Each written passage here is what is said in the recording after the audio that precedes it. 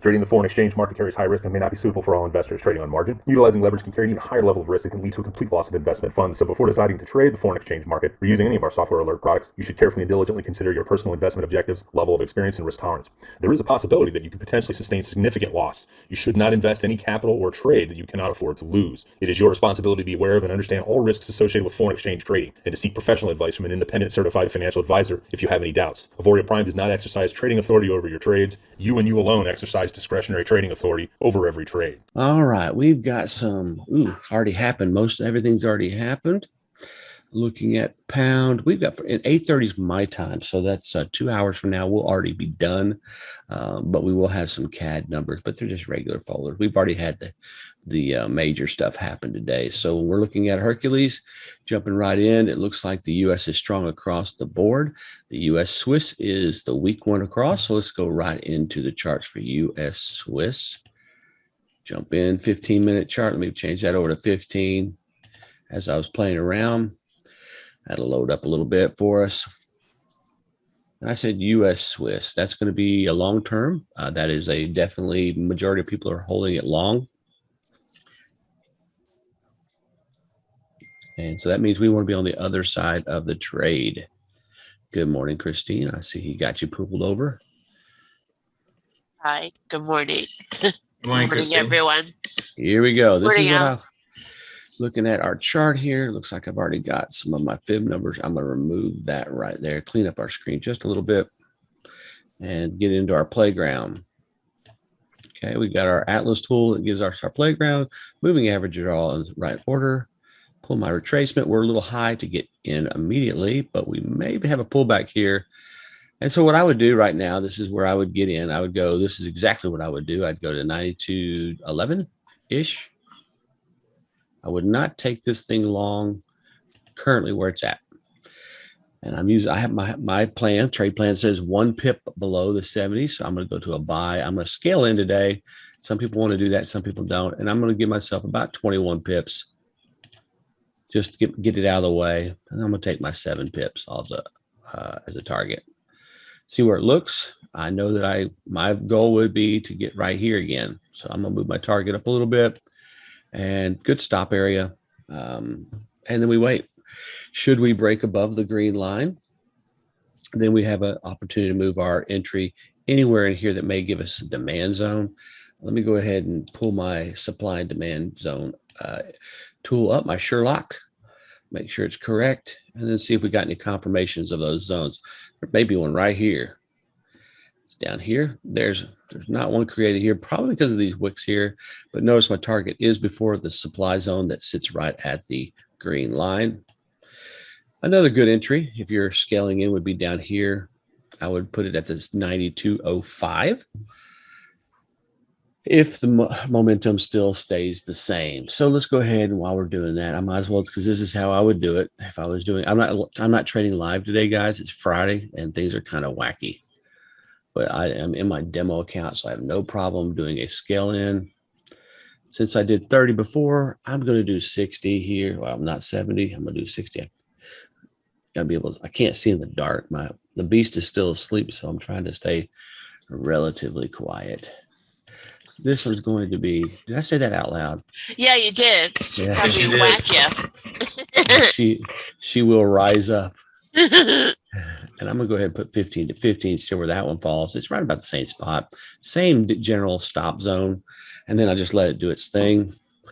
And again, keeping the screen as clean as possible. U.S. Swiss on the 1 hour, U.S. Swiss on the 30-minute, and I go 1 hour to 30, 15 to 5. That keeps my mind in order. Well, let's make a note that Brian and I, we had ours on this Hercules tool. We've had them a little bit different in the setup. I've changed mine to match Brian's, so just make a note of that. The upper two are going to be the higher time frame, and the lower two are going to be called the lower time frame. So the upper left will be a 1 hour. The upper right will be a 30-minute. At the lower left will be the 15-minute, and the lower right will be a 5-minute. That way, for the scalping, we'll use the bottom two. For longer term trades, we use the top two. And because usually the 5-minute and the 15 are the primary ones that I'm using anyway. So, right. And I like to see where it's going longer. I don't mind being in a trade, 30 minutes to 2 hours. I just want to make that note that we're going to be trying to stay consistent as we can. So one of us had to change, and so I elected to be the one to change it. It's just, for me, it seemed backwards reading it. That's all. There's nothing wrong with having it all over, but for me, going left to right was easier in my brain. I knew where he was, but for me, I have to be able to read left to right. Yeah. I am not going long in the upper. Okay, you got that. Okay. Yeah, I am not going long. I'm waiting for my entry below that 25%, and we're sitting in and waiting. So this is like what we would do in a swing trade, pretty much a set and forget at this point. Once we're triggered, then we do our trade management. So what this does is allows me to, if I don't hear a click or anything like that, every so often I want to check and see if it's cleaned up and gone cleared above this green line. If we have a 15-minute close above this line, for me, I think Al may do a 5-minute close, but if it's 15 for me, then I can take an entry as a demand at 92.27 per my rules. I want to go back to Hercules, see if we can jump in on possibly another Kiwi Swiss, Kiwi Yen. Yeah, Kiwi Yen. Let's see what we got on that Kiwi Yen. How about US? Oh, you just did the US Swiss. Okay. Yeah, just did US Swiss. We're all set up for it, waiting for it to take place. Ooh, we may have been missing this one, but we may have an opportunity here. Let's see what we got. I don't really like to spread too much on this. This is 3, so I have to pay attention. This was the pullback we really wanted to be a part of, but let's see what we got when we get our playground. Notice this nice, fresh demand zone right here at the blue. That's a nice wall. This is also that area where I said when we have a close above, it's not necessarily bad to take a entry for a long just below that line. Let's get the playground set up and see what we got. Lots of wicks, so I'm not so keen necessarily on this today. Being that we're in demo, it won't hurt to keep practicing how we do our entries. Notice it came down to the 38.23 area. We're now at 61. I could take a small order on this because I'm below, so let's go ahead and do that. That's an aggressive entry. I'm just going to take 20 this time. Scaling in again because I'm not so convinced that this thing's going to immediately go to where I want it to go. Yeah, and that's, see, because of the spread too, this distance it's a little wacky for me. Because notice where price is at and look where my entry got. It's above the 77.12. I needed that because we talk about being outside of that 25. I'm actually inside it against my rules because of the spread. This is a great lesson to make sure you're paying attention to the spread though, because this just knocked me out of my rules. So it's my fault if we don't earn profit on this, because had I got in where I was going in, we could have gone up to 7 and been out before the blue line even. But we'll see what happens. Yeah, you have almost a 3.3 pip spread on this. We actually had more at the time. It's almost 4. Okay. Yeah. And this is not one. We're just going strictly on momentum today. We're just looking at what we have on momentum. And that way we can see some trades and see how we're going to manage those trades while we're in the trades. It gets pretty simplistic at this point. Clean this up just a tad. I think I'm okay, but I don't like that red line sitting there. That's my order. And I'm not convinced that this thing's ready to pop quite up yet. That was a great candle, but it hasn't closed there yet. Yeah, that's better looking for me. Hasn't closed, so it could very well continue this down. So when we do candle analysis, this is something I like to do when we have a little bit of a slower time. And this is good to know as well as a trader. Even though this candle right here is red, look how much wick is on the bottom compared to the top. This is still considered a buyer's candle. Just like this one is considered a seller's candle. This one's equilibrium. And this is definitely a seller's candle. And you can start, you want to be able to do that. You want to be able to look at, and don't look at just the color. Colors are good, but they don't always tell you what happened inside of the candle itself. Because my bet is on this one, if we go down and break this one down into 3 5-minute candles, you'll see 2 green and 1 red, most likely. Now, if we can have a close above here, that would be nice. We'll see what happens. So that's like the little railroad track. You have a straw move down and a straw move back up the next candle. Yep. That's where they start looking for stops, taking the stops out just to drive it back up again. And we'll see what our Hercules tools is saying again, just to see where we're at. Kiwi yen, kiwi yen, kiwi. Okay, good. Kiwi. I'm not worried as much about this one as that's more. Yeah, I view that more as a pullback screen. If everything else looks good, then the other one shows that when you start seeing where it weakens on that lower right hand screen, that's usually where it signifies a pullback. If all the others are still staying relatively solid. Looking back at our pound US, or US Swiss, I should say. It hasn't changed its structure all that much. It's kind of in limbo. But I have a feeling we're going to miss this trade to come back for a while. Now, over time, it probably will come back into its own. Because remember, currency really, really, really likes to come back to the median, which in this case would be right here around the 9,200 area.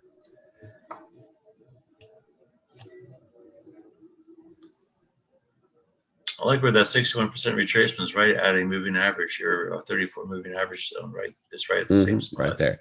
Zone, that's why I have a nice entry here. We have a nice fresh zone.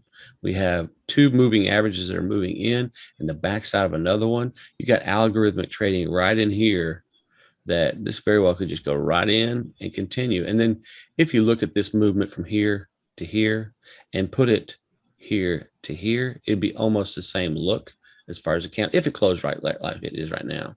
Very similar. You'd have a 3 candle pullback and a nice move up. We could have a 3 candle pullback and a nice move up. Then you'd have that natural ebb and flow of a good momentum type shorter term trend.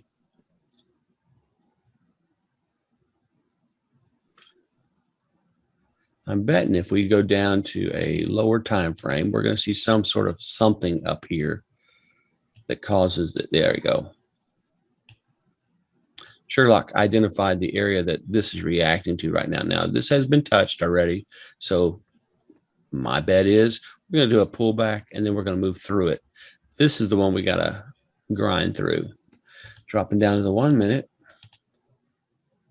Here's our reaction. You may not see the same zone up there. Oh, there's your zone. Again, Sherlock identifies where we're going to have a wall. It went right to the line again. And it's fallen. Now, this has created a new supply zone, but I'm not too worried about it because our momentum still is telling us it's going to be moving up. However, it may be a grind to get through. And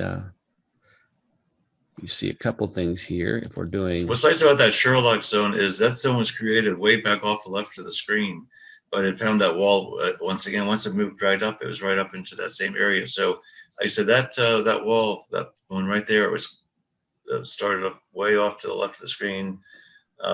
Could be several days or even months or years ago. Yeah, we'll look back and see where it started, see where it was at. This is what you hate, guys. That's a little bit off. It went and snapped to a different time, but we're right there, close enough. So we're having this little consolidation time. If we go back and look at for confirmation, US Swiss, US Swiss, US Swiss. I have no problems thinking that at some point this is going to bust right on up and continue on. So let's go back and see where Al was talking about. We're going to do our squish, which is a very technical term used in trading.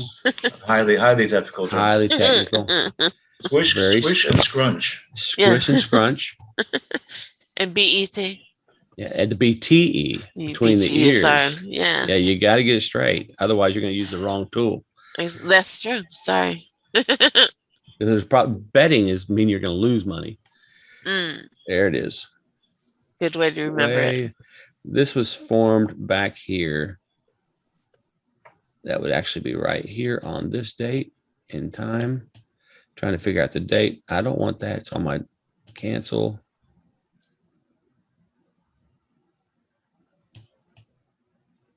back 2 days ago.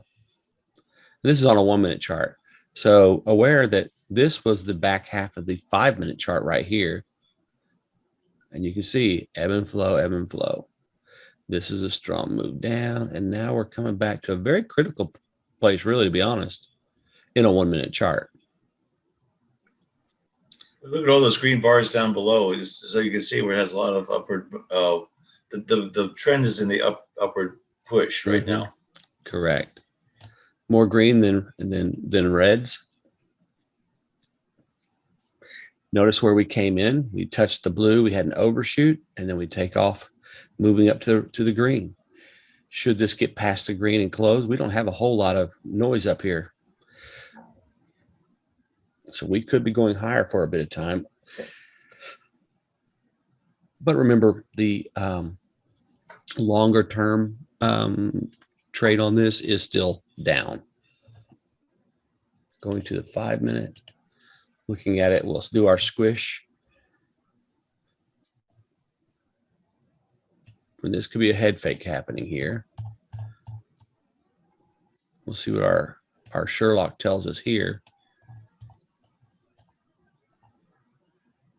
In my opinion, Sherlock tells us we're in equilibrium.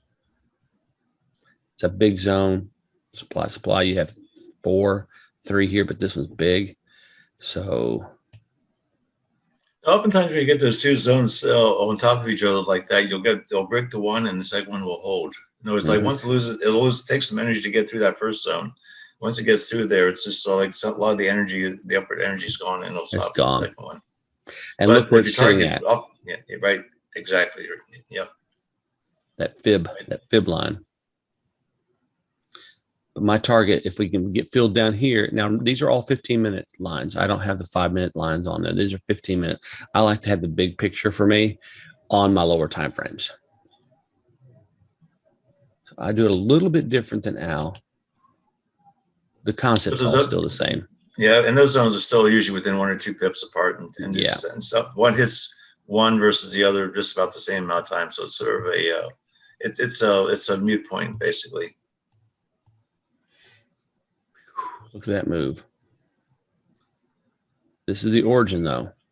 So if we can break this, we have some room up to the upside, but this right here looks to be the key. And if you look at over here to my right, the 9250, 9250 is a bank number.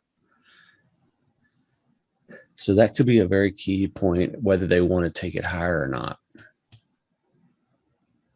Again, if we squish it up, we're in equilibrium at this point. We're range bound within this range to this range pretty much.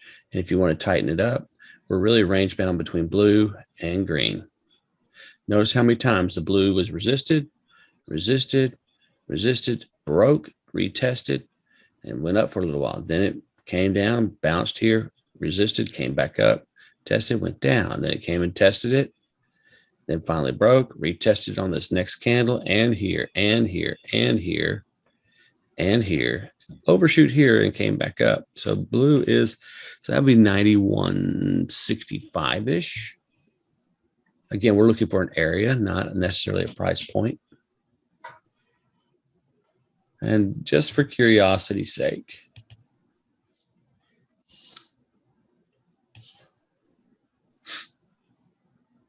can't even see our wedge now. It's on the one minute candle.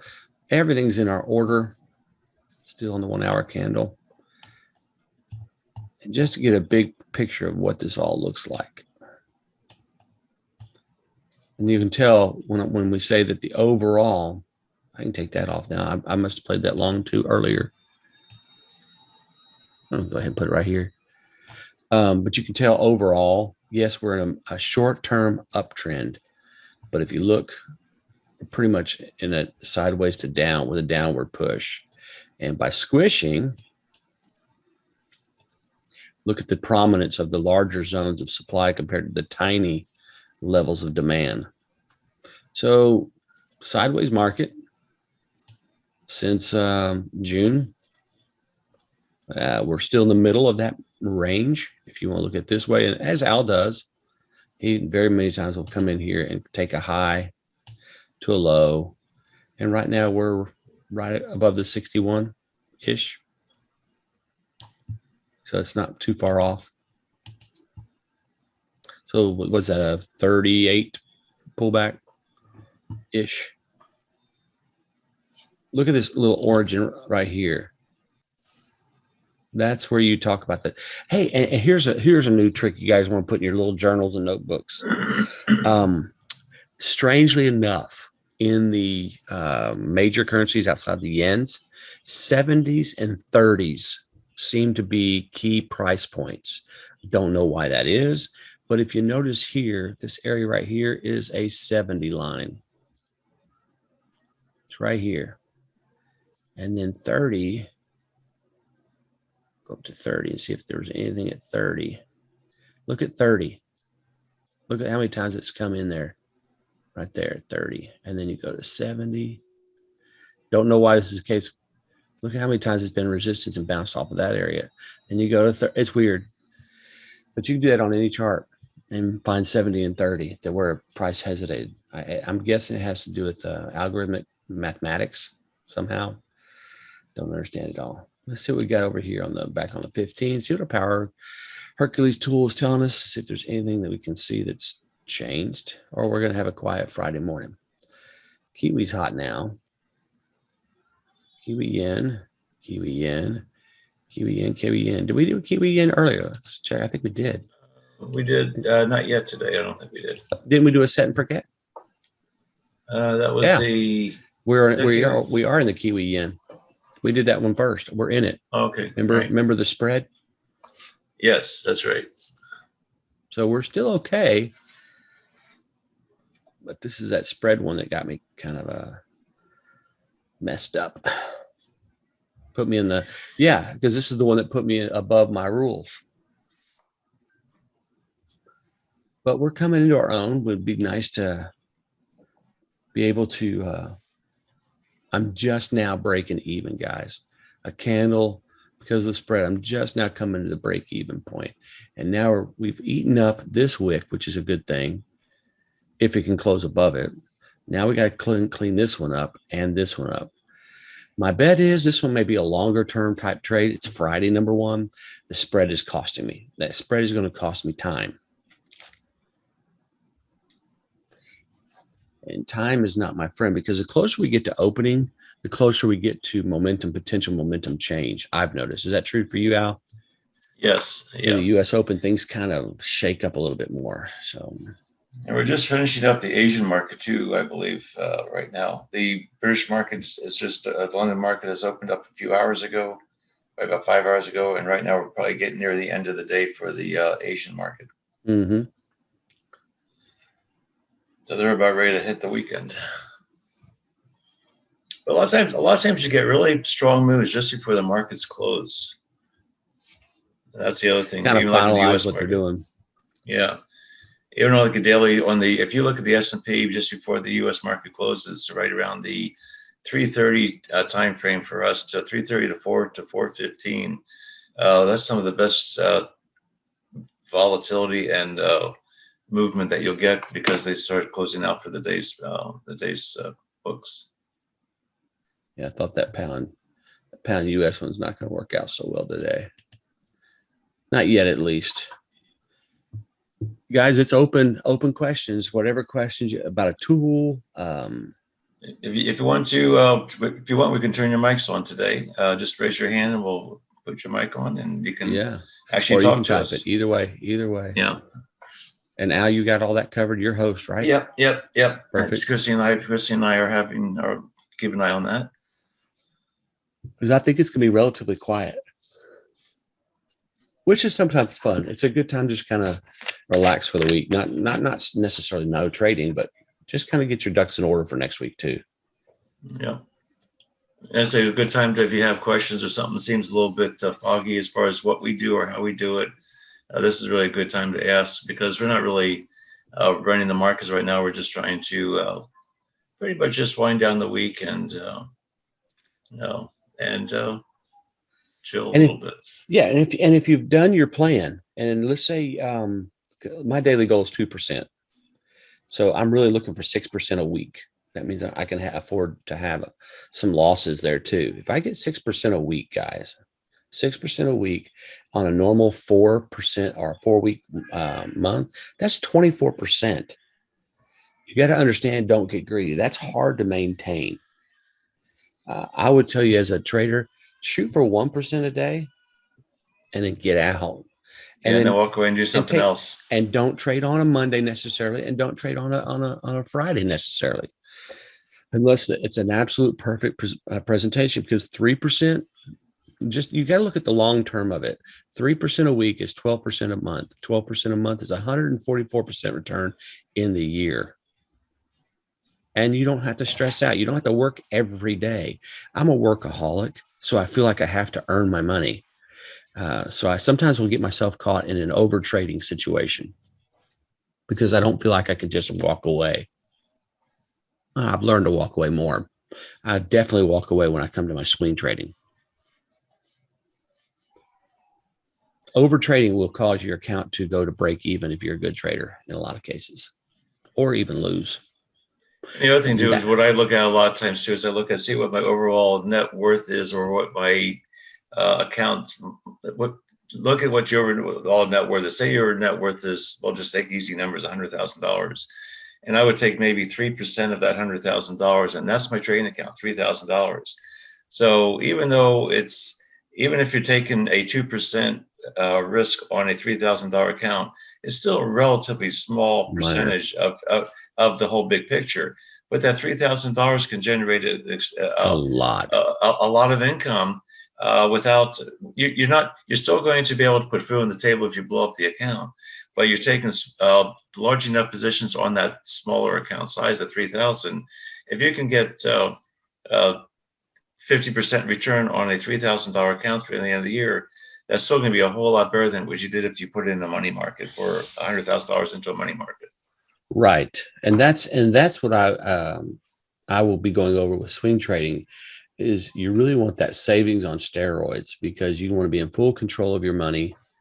But nobody here, at least in the States, I don't know overseas what your bank interest rates are, but they're little and nothing. And inflation is going up. And so you want to have something that's going to keep the strength of your dollar and the power of your dollar. And this is simple, relatively simple. Excuse me, Brian. What's the name of that really good compounding book that sometimes people who like books? Right here. The Slight Edge, or the Compound Slight Effect Edge was one. Yeah, the Compound Effect. The Compound Effect. Let me get that book. I will get that right here. It's got it in my library here. Yeah, because it really shows the power of what Brian's talking about, and also what you talk about at times too, Al. Yeah, the part that's most important. I'm more concerned about my consistency as a trader than I am about the money that I make. Because if I can stay consistent, if we can get that 1 or 2% a week or a day that Brian's talking about, even with a $3,000 account, you're talking significant money if you can do that for a year or year after year after year. And that $3,000 will go to an enormous amount over time. Two good books. But you have to start out small. And you have to understand that if you're trading with a $500 account or $1,000 account, when you're earning that $10 to $15, that sounds like no big deal. It is a big deal when you get consistent, because in that third year, you're not sitting on $1,000 anymore. You have to understand it takes a little time to really start seeing the compound effect. And that's what Darren Hardy talks about. Everything you do over time will compound itself. If you dedicate yourself to education, learning how to trade, it will compound itself. If you quit before, then that will also compound. Everything we do in life tends to compound. It becomes a habit. Yeah. Another book that I'll get a link to that you guys can find. I'll do that for Monday. It's called Getting Rid of Your Head Trash. I think it's still free if you use our link. Getting Rid of Your Head Trash about money. That's one that really got Eva's attention. Actually, it even helped her decide to retire early. Strangely enough. That's a great book too. Yeah. And it all comes down to mindset. And that's what I think Hawkeye is more about. Yeah, we've got great trading. It's simple trading plans and simple tools and all that stuff. But if you don't have the right mindset about money, it won't matter what you learn. You'll end up fulfilling whatever your mind tells you are. It's self-fulfilling prophecy. If you've never earned money, you won't know how to. It's that between the ears indicator that we're talking about. Yeah, exactly. That's and any, Fridays are a good day to sit back and read. I mean, Compound Effect is maybe 100 pages. Let's see. I've got it right here. It's got little notes on the back. It's a whopping with indices. It's 170 pages. Another one that I just got into, and it's more diving into another mindset and a little bit of strategy. It applies to all asset classes, in my opinion. He's more equities, but I think it applies to all asset classes, mentality wise. Strategy wise doesn't matter. But let me put this in prosperity. And his perspective comes from that he grew up in a very, very poor environment. And he wanted to become a stockbroker. For some reason, he was intrigued by it, and he struggled. And his mom encouraged him. He was in a bad neighborhood, low income, and dadgummit, he didn't make it. And again, it goes back to mindset. I'm sure he's a great trader, but what made him different was his mindset. And that's Unstoppable Prosperity by Charles Payne. I actually read this to my fourth graders before we got involved in the stock market game, because he's an African-American. I had several minorities, and just showing them it has nothing to do with your background if you put your work to it. And he's done well. And my He's kids amazing. loved it. I'm sorry. No, you're good. Charles Payne is a very informative. When you listen to him speak, he really shows great storyteller. Yes, and great he really shows you the power of his story. It's really, and that's what Al will teach you guys every morning. Al is a good teacher of your why. Hey, we made a profit. Yeah, Al will teach you find your why. And we got a good profit. We take a screenshot and post this in our channel again. That was our one good solid trade today. It worked out. But Al's a good coach to help you find why you trade, because knowing why you trade is the most important thing to being successful. If you don't know why, obviously money, I mean, that's the given, but there's something deeper that calls you to come in every day and sit through bad humor. Sometimes the chart's not working. Extremely bad humor. There's something that, everyone has a deeper why. And so developing in that and finding what that really is key. JPY long. And we'll just post that over to our channel here in a bit. And then we can go look at our power grid and see what we got going on here. Now, what would I do here? What are we looking on Hercules? Let's see what we got here, because we can maybe enter this one again. This was that Kiwi yen. Sure. Looking at Kiwi yen, they're still across the board.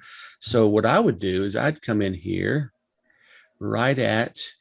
Now it broke the blue levels. Now, what do we do about that when it breaks? I need it to close on a 15 or 5. It depends on which one you want to use. Today we're going to use a 5. But what I'm looking at is this little thing. Now I'm down to 3. So really I'd have to get in at the 20 to be on that line. So I'm going to go ahead and let's see what we got on the 5. Now that you're at the new blue zone, when do you move your Fibonacci? Once I have a close. We had the close on the 5. That's key. So now I'm going to go back to my 15. And all you're doing is you're not really analyzing anymore. You're letting the tools tell you what to do. So now if you look at this, it looks like that. And I'm going to come in here at 20. And I'm going to put an entry order again. And I'm going to buy a little bit more. And I'm going to start with 21 again. Get it back away from everything. Start with my 7 pips again. Potential scale in. It looks like that, which is right at the 50, which I really, really like. And plus, my bet is it's going to come back down. Now, where would I get in as a potential, what's the word I'm looking for, Al? Scaling in. I would scale in right here. But I'd like to go down to the 5-minute chart to do that, to see what's there.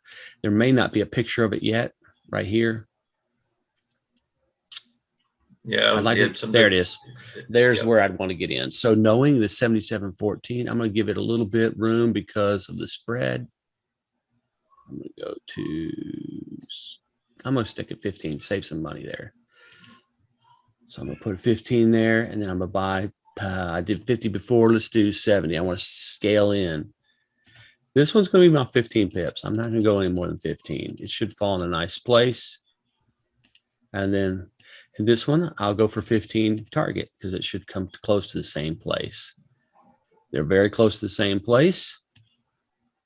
And they're very close to the same place. I'm going to leave it alone. Let it do its thing. Move on to the next thing. Just move on. Worst case scenario doesn't pull back enough to get you in the trade. Right. The worst case scenario.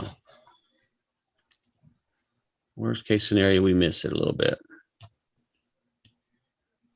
And as you do these practice with these scale ins and scale out type of things too, you'll find out that, well, maybe I just need to change my parameters a little bit, or make sure you pay attention to the spread. The spread will make a lot of difference because normally the buy line or the S line will hit your entry, but you need to have the spread go through that point in order to get yourself filled.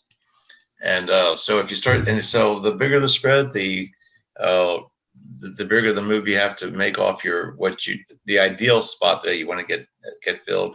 You just have to move it a little bit closer to the to where the price is, just to get that spread to get you in the trade when you do a set and forget. A lot of times I just wait and see. I'm just watching the candle. As soon as it hits the line, I just push the market button and away I go. But we now sometimes it's nice if you can just set it and then move on to look for something else. Look for something else. Yeah, that's kind of where I'm at right here with this. And so let me go back over here to my Hercules tool again, see if there may be something we can jump in on. And remember, the Kiwi and the Aussie are very, very similar to each other. The pound, yen. Ooh, that could be interesting. Now, Al hates the yen pairs, but let's go ahead and see what we got. We may have the pound Swiss, but let's go over here and look what we got. This one doesn't play as nicely with our strategies. And the reason, holy smoke. That's a big move. But there's something major up there that threw that thing down. Obviously, it's on a 5-minute chart, but there's got to be something it's reacting to. So we'll clean up our chart, go back to our 15, see what we got. We didn't have a close above the blue, so there's not a whole lot we can do at this point. So we're going to remove the retracement. Go to our 15. Ooh, yeah. That zone is now gone, though. Wow. Notice this area right here at the 151.70. Remember that 70 number? That is your controlling line. It was flat all the way across there. That's your line of last entry. Wow. It's pretty clean. But we just got to have the right price point to get in. We're way too high, and we are way too far extended from the moving averages to expect it to continue to blast up. Doesn't mean And the thing about moves like that is, where do you get in, or when do you know that it's going to break like that? Because usually when it breaks, it just happens. You look left. Really, to be honest, if you look left and touch here, my first entry, and we'll look at it on a 5-minute. My first entry would be right here in this area. That would be my first one, looking left. Okay, so that would include that 50 zone as well. That's my area, my first entry. Oh, that would be now. But what about before that big spike? You'd be doing a wedge breakout. Yeah, that's pretty much. Yeah, I'll be about, and that's pretty much what it did. Go to 1-minute chart and see how much. Once it broke out of that wedge. Don't tell me what you did. see what. see how much time you would have had from, because there's a 1 minute. That's a 5-minute candle. That's 5 minute. I'm kind of going to go slowly into that 1 minute. I want to see what's happening back here as we're doing our analysis. This is fun. See if that 1 minute would have given it any warning at all. Not much. There's gonna be a zone right here though. Yeah. Once it populates, there it is. And you wonder, well, how did he know that? Well, I see a decent leg in, a basing of one candle, and it shoots up. Sherlock, my Sherlock tool. When you get your Sherlock tool, we're gonna have videos to show you how to set it up. But just understand, I have it on my scalping day trading. I have it set very, very tight, extra strong, and only maximum of 2 candles in the base. If there's more than 2 candles, it will not identify it. So these are very precision zones that Sherlock's identifying. And right now we're developing another wedge on a 1-minute chart, which would look like this. I would even take it right here and say it's that. Now you can draw wedges differently. They're all going to come out basically the same. I'm guessing we're kind of be looking like this ish. And this one, I agree with, I view that green zone as a little bit of a trap where you see it break the wedge and it comes right down into your green zone, which is your trap, and to pop take up along again. And pop up. Now, if you're aggressive, let's see where it's at. You could take the back end of this. Again, I don't trust a 1-minute close above the blue. I have to have at least a 5. Yeah, I agree with that. I prefer the 5 above those key lines. But if it does come down without a close, you could take it at 151.96, which is that back end of this nice Sherlock zone, and then play it up. It's an aggressive entry. Nothing wrong with that. Better entry is what we identified even on the 15. And you can see the origination of this is right here. That is a nice. And if you don't like wide zones, you can actually wait. That's right at the 50. That's all that is. The 50 line, of course, is not precision. 151.82. The back end of this is 151.83. So you're only talking 1 pip difference. And there are many traders who would trade at 151.86 with a stop at 151.80. And they'll play that little zone. That's all they'll play. You can do that too. I wouldn't necessarily advise having a high percentage of success necessarily. But I do all my drawings on a 15, and then I drop my chart down. I'm not big on this little wedge here. Let's get that out of the way. Keep it clean as possible. I would really love to see a 5-minute close, so I'm not going to be doing anything with this for a while. Now, there are things you can do within your platform. You could set a line and get an alert. So, for instance, if I want to get an alert, I can put a line here, I think, and set it to do an alert somehow. I forget how it is. I know on TradingView you can. And you can on MT4 as well. I just don't pay it. I just don't do alerts very often. I really like this area right here, just right around this general area. So just for the sake of playing the game and knowing I'm on demo, please understand on demo, I am going to go to 151.90. Nice round number. I'm going to put just a little bit order in there because this is my first one. This will be considered my aggressive. And let's see what it looks like when we set it and kind of forget it. In this case, I'm going to go to 21 and see what it looks like and still have my target around 8. And my spread's about 2 right now. Not bad. It looks very nice. Looks very nice in a structure. In this case, I would actually take this up to right there. But we may have a close above, and then we can change everything at that point. But right now, we still have to wait for it to come below here. Brian? Yep. You have a question in the chat from Pia. Let's see what we got. You have to actually put 2 trades in. So if I was going to do 2 targets, I would have to put another entry here with a secondary target. A lot of people do that too. That's kind of, you still have to do your risk management scaling in. You're just scaling in with 2 targets. That's all you're doing. That's a way to take profit early and then let one run a little bit. So for instance, if your maximum position size is 40, you would enter 2 trades at 20. And let's say you'd put your 15 pip stop loss on both of them. And then you would say 7 and 14. Yeah, I think there is a way how you could take a larger lot size and then just take a sell with half of it. I'm not sure how to do that. I haven't usually. I've done it before. I think that's maybe what she may be looking at. But you can she's asking for two take profits on the same order. Right. That's what I'm saying, is that I think sometimes you can do that.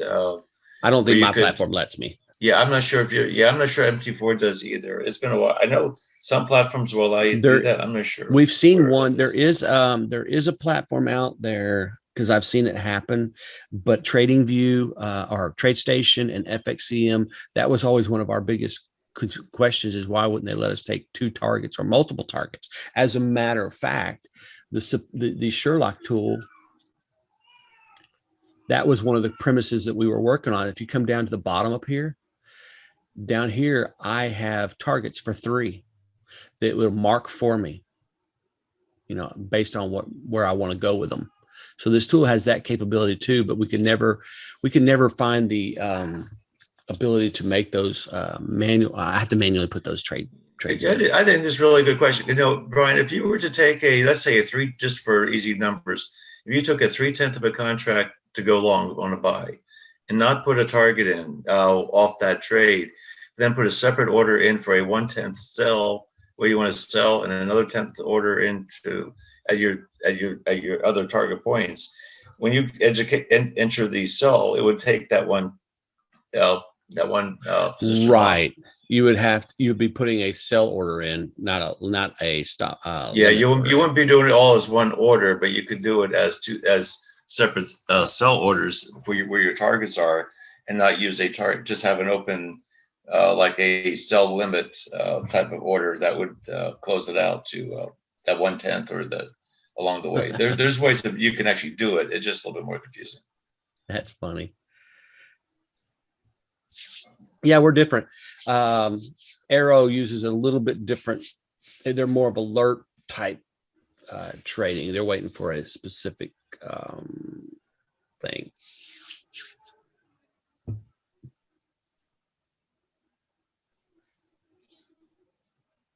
The thing I'm always concerned with any sort of EA or alert is when the market changes, can that tool adapt?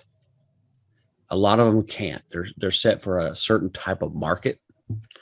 Some of them can. Some of them can. Here's a question. Here's a question for you, Brian. The difference between a buy stop and a buy limit.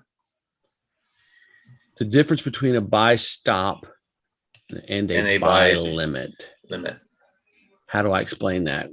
Well, basically, if you want to go long and the price is below the point where you want to go long, then you would want to use a buy stop. In other words, like once it goes from low to high and it hits your buy stop area, is what you're saying is that's where you want to buy it. A buy limit means that you want the prices above where you are, where you want to go, and so basically saying you want it to pull back to a limit. A limit sets a specific price and executes at that price. Exactly, and the stop would be basically if it got stopped out, it would fill the order. It would fill the order at the buy stop, and you wouldn't buy at that limit. So you would do a buy stop. If I was going to get into this, I'd put a buy stop at 152.15. We're not there yet. Because you want to get in above where the price is currently. Right. Buy stop would be above.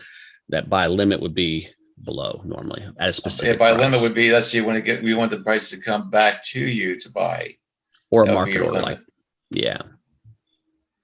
And same as reverse with the sell. In other words, like just think of it, a sell stop means that it's above and you want it to come back to your price and keep on going short. That would be that would be the sell stop. In other words, the stop means basically the price is coming up to you and it keep on going. You want it to keep on going in that direction. The limit would be you want it to turn around at that point to go to the direction you want it to go. And the EVA is really good about the buy stops and sell stops on the German and on the indices. I use buy stops a fair amount, especially even like a lot of times what I'll do with a buy stop is if you have a strong move up and it's pulling back, but you don't know how far it's going to pull back. I may put a buy stop above where the pullback is that way if it keeps on going south on you, it keeps on going against where you were, because you're not in the trade. You but lose once nothing. You lose nothing. But once it turns around in that area, it turns around and just spikes right up, get you in, oftentimes get you in and get you out all within the same candle. You have that momentum pullback. It's sort of like that slingshot. You pull the slingshot back on that pullback, and then when you let it go, it just goes right through get your order in and keeps on going. And that's usually when I try and use a stop order. And a buy limit, Pia, is a specific price, usually below where current price is. So this would be a limit order. And a buy stop would be a specific order at the a buy stop would be above the price. And so I'm waiting for a breakout. So when Eva's doing that, she's putting it inside of a candle, and like she'll say, okay, it's ready to go. I'm going to put my order in right here. And if it goes against her, she's still not in the trade. As soon as it's where price is according to your order. Yeah, as soon as that slingshot gets released, it goes right up into her. Now triggers the order. And ideally, you want it to be at a spot where when it pulls back and it goes, it just fills your order and it just keeps right on going. It's those strong spike move outs where we're just going to get you in and get you out, or just get you in after the pullback. Right. Right. Hopefully that answers your question. Yeah, it looks like she's had good, and that's the cool thing about Hawkeye. We're going to have Eva's going to have a time of her own too as well. And so if it resonates, find that mentor who resonates more with you. We're all basically doing the same type of thing, but personalities and styles come involved. So you want to make sure, obviously, join as many as you can. But when she goes on her own, does her own session, you want to resonate with that mentor. I had several classes and courses with a company, and I had 5 or 6 different mentors. Of those 5 or 6, 2 of them, I got all of them. I loved every one of them, but 2 of the guys I really resonated with. That's Brendan Wendell and Keith Gibson. Those 2 guys really resonate. Now I still keep up with the other guys too, but how they speak the language made a lot more sense to me. So it's okay. And what I was saying about having EAs and things like that is that what we're showing in Hawkeye is irrelevant to alerts and EAs and any sort of algorithmic type trading. We're manual, and no matter what the market's doing, you'll be able to analyze it, and you'll still be able to trade. The thing I had to teach my 4th graders, the hardest thing was, how do you sell something you don't own? So shorting was our focus. How do we short stock? And so I really hammered that to them, because they didn't realize you can make money on the way down too. So when a market starts turning over, if you get used to technical analysis, it's no big deal. Yeah. I'm kind of that way, P, as well. There's not a whole lot on my screen. I'm very, very, I would normally. I probably have more on my screen than Brian does. I'm trying to determine how much I want to try and clean that up. I don't want to take things away that I use, but I don't want to clutter things up either. So I'm still kind of working on that. Al's much more visual. He talks himself through his trades. I just go and do it. I see what I see and I go. He really is analyzing to the particular part. He's a technical analyzer, truly. And that's where you guys want to be when you're starting out, is understanding that those key components of who's in charge of the candles. What's an ATR? What is that? What is SSI? Those terms and terminology that I and Al use and Eva uses as well. What's a moving average and what's it going to do? Who's in control of the candle? There's all sorts of things inside of trading that even on a day like today, where there's not a whole lot of trading happening, you can learn what caused this supply and demand from the Sherlock tool. Guys, I honestly don't need it. But it took me 2 or 3 years of seeing it plotted all the time. If I wanted to go back in history, if I wanted to go back and find these, I could. That's what makes it nice. I don't have to go back anymore. But if it's creating just like this one created here, I saw that coming before it happened. Once this thing blasted out and I looked at the structure before, I knew we'd have a zone right here. And that's where you want to get to be, where you can, what we call naked trading. And there's a book on naked trading too. I used to think it meant sitting in your chair with no clothes on. That's not what it means. It means it means completely coming in here and making your trade strictly on what you see. That's difficult to do. Now, I know looking back right here is my key. Without a doubt, this is my price point. And this is how the Atlas tool started, with me drawing lines. And I can go back historically and find them. And I had to squish and squish, squash my screen. Squish and scrunch. Squish and scrunch and squash to go find those price points that cause price movement. And I would do this manually. And what I ended up finding out when I would do this, and I'm doing it relatively quickly right now. When I do that, if you notice, the spread between the lines are generally the same. Now I'll be off. These are pinpoint lines. Yeah, I get you. I get you being burned. We if you knew our story, we would be right there with you. So I'm going to show indicators and understand. Here's my line right here. We identified that one. This is one right before the fib line. This one doesn't have much right there because it's already been chewed up now, but that's that blue fib, I believe. We're laying right on top of it. As a matter of fact, that's why we can't see it. So look how precise, just going back in history. No alert system is going to do that, or EA is going to identify those price points. So when I remove that horizontal line, I actually put it right on top of the blue. We have a zone right near here. Remove that one. Zone right near the green. So all these are key price points that these are probably even stronger if you can do it without all the tools. The tools are there for confirmation. The tools are there for getting your eye keyed in on what you're looking for. That's the reason we came up with a Hawkeye. One of the reasons was zoning in on, you all know anything about hawks, they can see things from a mile away. Little tiny things. And so that's kind of where we came up with the name. Brian, you have another question in chat. Okay, what's the question? Regarding order blocks, some say candle before uptrend, some say mark first. I wouldn't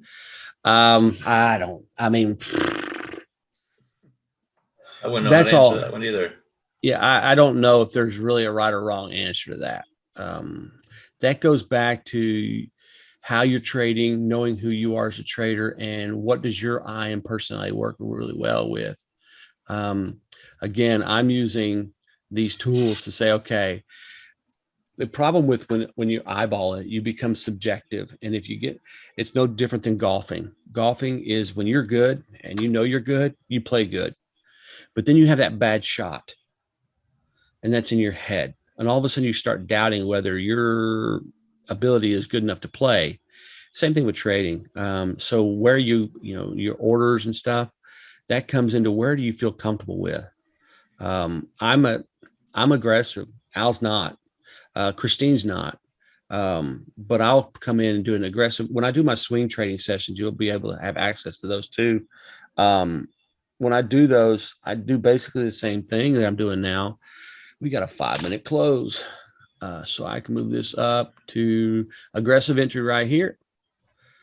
And we'll just see what happens if it'll get me in. I still like this area. Brian, put a buy stop in, just since you're on demo, just put a buy stop to show how that works. Because I think there might have still been a little bit of confusion on that. So I got to remember how to do that, Al. Right here. Should be able to just say entry to. I don't see a buy stop on. Maybe it lets me do it right here just by doing it. Maybe it's automatic. We can find out. It won't let you take it. I don't think it'll let you take it if it's not right. Right. We'll find out here in a second. Where's price at? It's below me. Yeah. So I've set buy stop there. So it automatically does it on this platform. Show them the entry. Show them the entry ticket. So I got an entry here on when it retraced back, And then I'll have an addition to that entry right here. Well, it looks like it took me in. Let's see. Did it give me the order already at a better price? No, it's pound yen, one entry. So we're still sitting here. We're good. 15. Basically, so right now the price is below where he wants to enter. Well, what happened now is it came in, and while we put an entry, it hit my initial entry. So I'm going to pull this down to here. It hit my blue line entry, my aggressive one. It hit that first. It hasn't hit this one yet. So when it pops up and goes up here, let's see our Hercules. We didn't even check that. Pound yen, pound yen, pound yen, pound yen. We should be all right. We would expect it to bounce up. Once it comes to here and passes that price, it'll enter another position. It'll just keep, and hopefully it'll keep on the plan. What it is, it keeps on going. And I'm just going to pull this down out of the way just so we can have time to watch it since it is demo. So I had that would be a buy limit down there. I had a buy limit already right here. Okay. When we had to close above the blue line, I put up my limit order here. The very next came in, touched my blue line, and entered me in as a buy limit. I have a secondary limit coming here. Now, I am not losing any money right now on this order right now. I'm losing it right here, but it's not very much. Notice it has entry still right here, and it's saying a B, which means buy stop. See that, and that so basically means is that it's pulling back. You don't know how far it's going to pull back, but once it gets done pulling back, if this thing slingshots, it's going to come up, enter your order with the buy stop order, and keep on going to the upside to the target. Higher. And that would be a nice learning thing. And the buy limit is you're waiting for that red candle to pull back to your entry, and once it hits the entry, it gets you into the order as a buy limit, and then you want it to go on up. Hopefully that, I'm not sure how to make it any clearer than that. Limit orders are basically you want the price to come to you on the bottom of it, and then reverse. Mm-hmm. A stop order is you want it to come to you and keep on going. You don't want it to reverse. A limit, you're looking for a reversal from your entry. A stop is a continuation of where the entry was. It'd be nice if this thing would just stop and blast up and show you guys. We'll soon find out. But we didn't have a 15-minute close above. That's usually my rule, 15-minute close. But we did. But look what we had. We had this supply order above. So we're good. I still think my order down here is the better order. So let's do that. Let's go ahead and set a buy limit order down here to add to the position. This one's going to look a little bit different because the target's going to be further away. It doesn't have to be, but I'm going to set it away. This is the one that could wipe out the losses for the other ones if you so choose.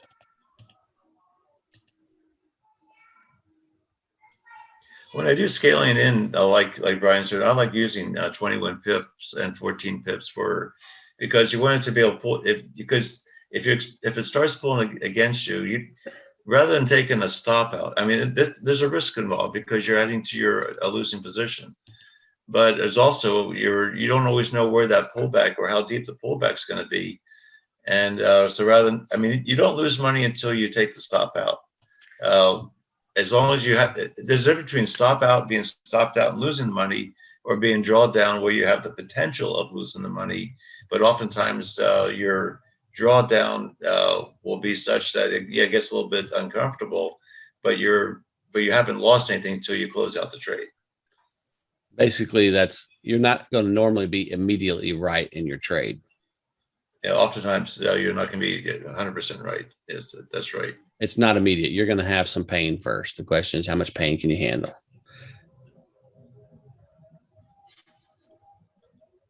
Key line is the 151.80.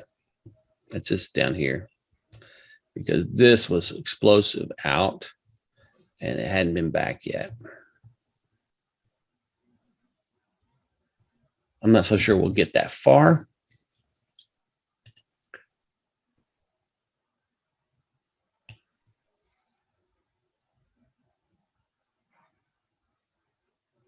I like our entry for the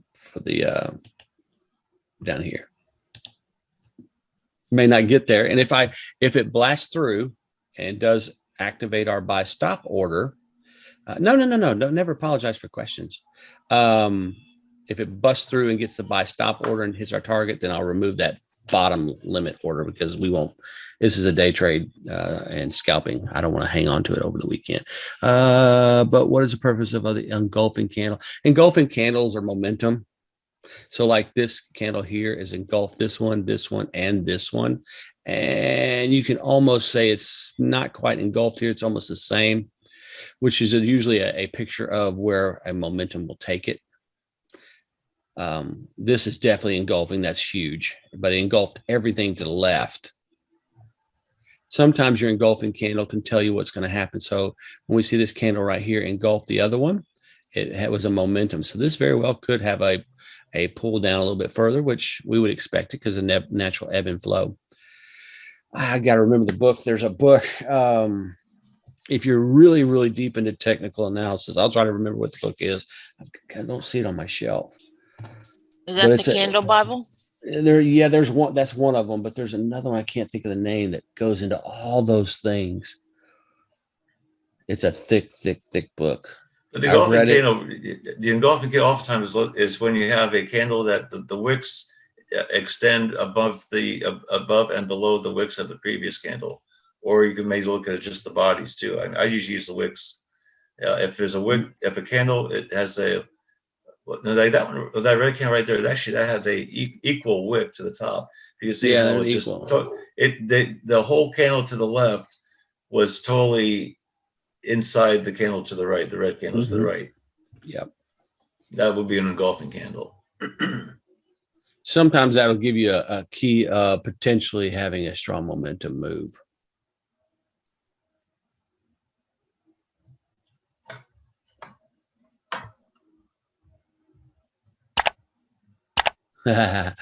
Yeah, check your settings so it shows everyone, Danielle. Yeah. She can't see the chat box. She may have just a private setting on it. Definitely lesson Friday today for sure. And again, guys, we've been doing this a long time. So if you think your question is foolish, it's not. It's sometimes we don't think of where we were 7, 8, 9, 10, 12, 15 years ago. I've learned more in the last 7 to 8 years than I did my previous life as a financial advisor when it comes to technical analysis. And there is some validity to fundamental analysis as well. But when scalping, there's really no fundamental. And one thing I saw a question earlier about I think it was Pia was mentioning that, or somebody was mentioning that they were following the Nate and Jackie and with the arrow, and now we're coming over here and we're really not doing. We are looking things. It's not really that much different. It is a different way of looking at things, but it's pretty much the same thing. Just it's showing the same thing in a different way, I guess is what I'm. They're really looking. They're waiting to employ their strategies. They're waiting for that opportunity, that alert where they can employ their strategies. Whereas we're looking at where do we not only employing a strategy, but we're not getting alerts. We're having to analyze potential opportunities.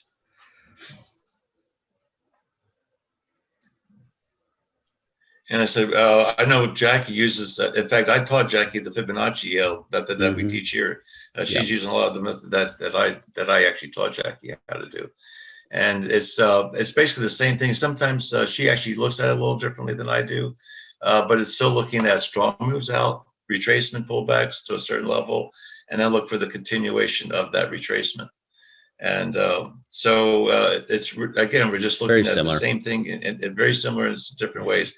We're looking more at strictly the price action.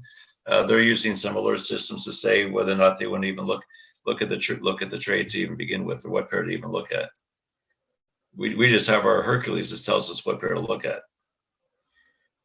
and nothing wrong with either course.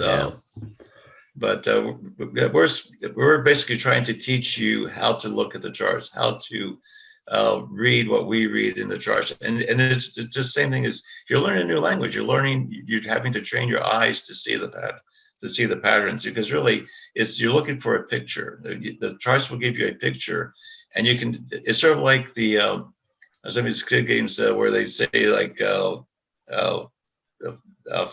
find the hidden whatever it is in the picture. And after a while, your eyes will start finding those little hidden objects in there. It's the same thing. You'll find those little hidden patterns that when you first look at a chart, it looks like just a bunch of lines and squigglies and nothing makes any sense. But once you start training your eye to see the difference, you'll start seeing those little minute patterns of where the treasures are.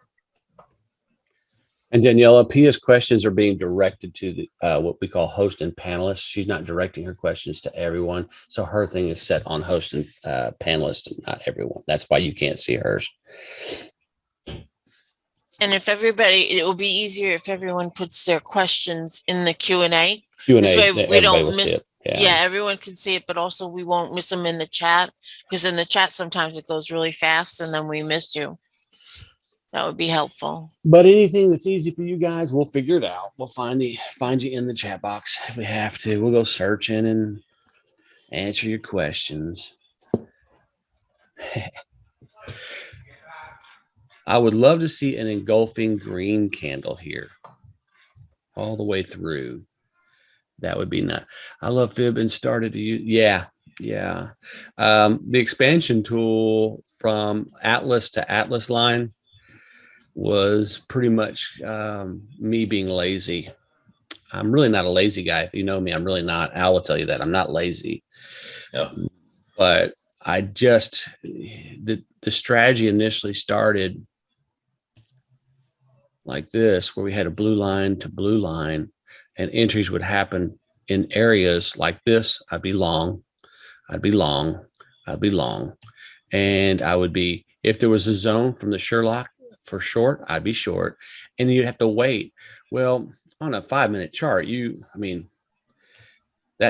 would have entered here, and it'd been great if I was right, but there's no direction here. So I could have got lucky and gone up, but there's no direction. So I started watching this as swing trading, and it could be weeks before I'd get into a trade. So inside of this line, I was playing one day and started drawing key areas of price action. And it just so happened that when I pulled my retracement tool in, what I did on a higher time frame with the Atlas tool, I found the same thing on a lower third with the retracement tool. So when Al's pulling up his and he's showing you, okay, here's our 5-minute zones, here's our 2-minute zones, I like a little bit cleaner look. I'm aware of where those are in my head already. So for me, I know my playground is right here. I don't need to see inside lines because I already know where they generally lie. They generally lie. I'm breaking this into thirds and then breaking them into sixths for the 2-minute chart. So, but that's mentally having a visual of that. That's me. I would really like to see that buy stop order fulfilled, just so we can show you guys how it works. Yeah. We'll try to remember to read questions. That probably be better on our part too.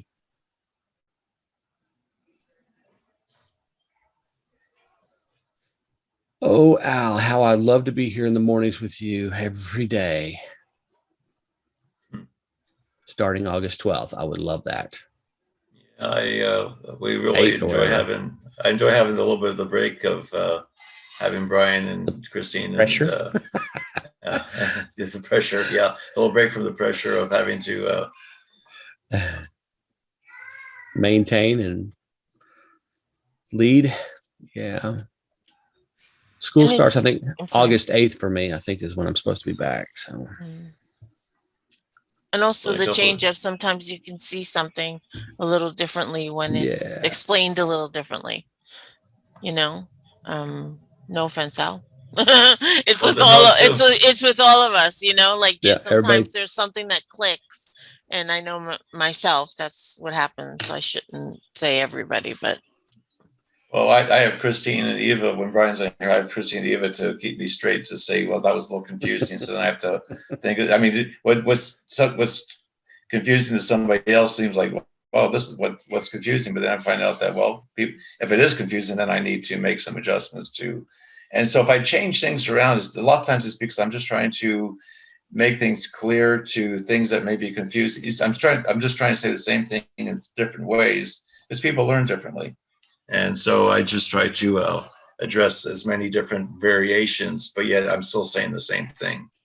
And basically, Al is an engineer. You're an engineer, Al. You got an engineer brain, and that's not normal.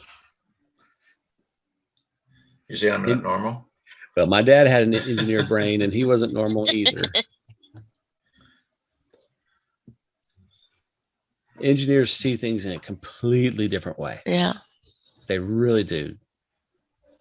It's very specific, very technical. number. Yes. Nothing wrong with it. It's great. I mean, it's so. Please, it wasn't an insult. Danielle says, she says, I don't question somebody that can fly planes. Oh, that's always good to hear, because a lot of people do when they're in the back, they're getting bounced around a little bit. They kind of question what's going on. I'll never forget. We were flying just north of Austin and Crawford. That's when Bush was president, when I was flying. And we decided to take our Cessna upside down. And that was fun. And next thing we hear is this horrible, I thought it was our engine, horrible rumble, horrible. And my instructor at the time was an acrobatic pilot, so it was not, but he was kind of confused. Looked to the side of us, and we had two F-16s right next to us, and they were tilted up and just hanging there.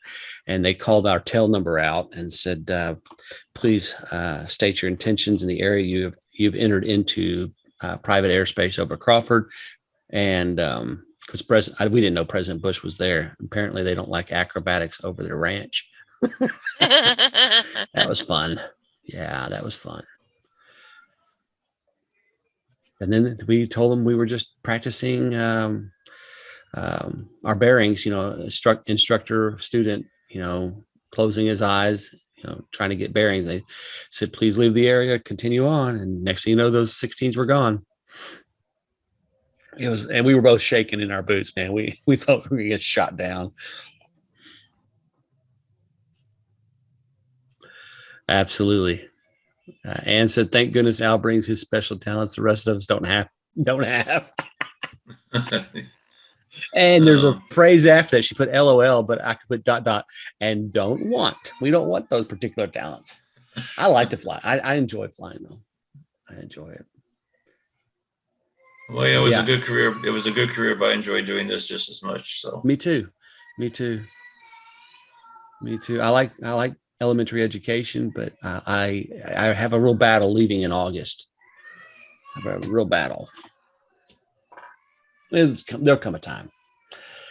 And this is a boring pair today. This is one of the ones that usually moves pretty good, but it's been locked down for like 30 minutes now. This has been amazing. Let's see if there's something else we can get. Just say, what about let's take a look at the German 30. Maybe there's an index that might be out there. I don't have that. Do you want to share your screen for that? You want to share your screen for that, since you can share one screen? Let me see if I can. I have it on this, but I don't. This will stop other screen share. Hang on a second. Let me see if I can find let's find my screen here. Tell me if you have it. Okay. All right. Yeah, I've got it. Let me stop sharing that. There it is. Okay, got it. All right. Okay, look, you stop. Who's on first, guys? I'm stopping sharing now. There you go, Al. And I'll keep an eye on this one, see if it changes anything. Okay. And let's see, where's my share screen here? Share. Got to share. And where did it go? It's the big green button that says share. There Mr. Engineer. There we go. Got it. There we go. Let me draw these out so we don't have these big spots on here. Okay, here's the German 30. Now I got 15 minute. And right now I'm looking to see that right now if I could maybe look at the the euro is pretty much in the middle. It's the British pound stronger all across. Let's take a look and see what this thing's doing here. Let me get on 15-minute chart. And we'll find our zones. And make sure I'm on 15 minutes. They are. And I'm going to spread this out so we can see this. Now, Fernando, I expect you to learn something about indices with me today. I know both of us are Forex, but we're going to learn a little bit about indices together. Okay, so here's my red zone. Here's my green zone. And so right now we're in the middle. It's you can see how on this chart, see how it just bounced off that. Let me spread this out a little bit so you can see it a little better. Here's my Fibonacci zone that we know our Atlas drew. It's right. It came right down to that and bounced right off of it. This little wick came right up, rejected it, broke out. This one was a little bit played around a little bit here, and then it took off. So right now, looking at this thing is really playing in between this green level and this red level. So I'm just where I would draw my fibs.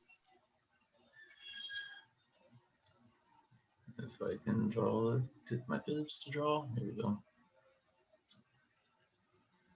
Here's my zone. This is pretty much what Brian does with the zones. I'm going to go over to my 5-minute chart. Should be propagated over. If I find it, it's up here. There it is.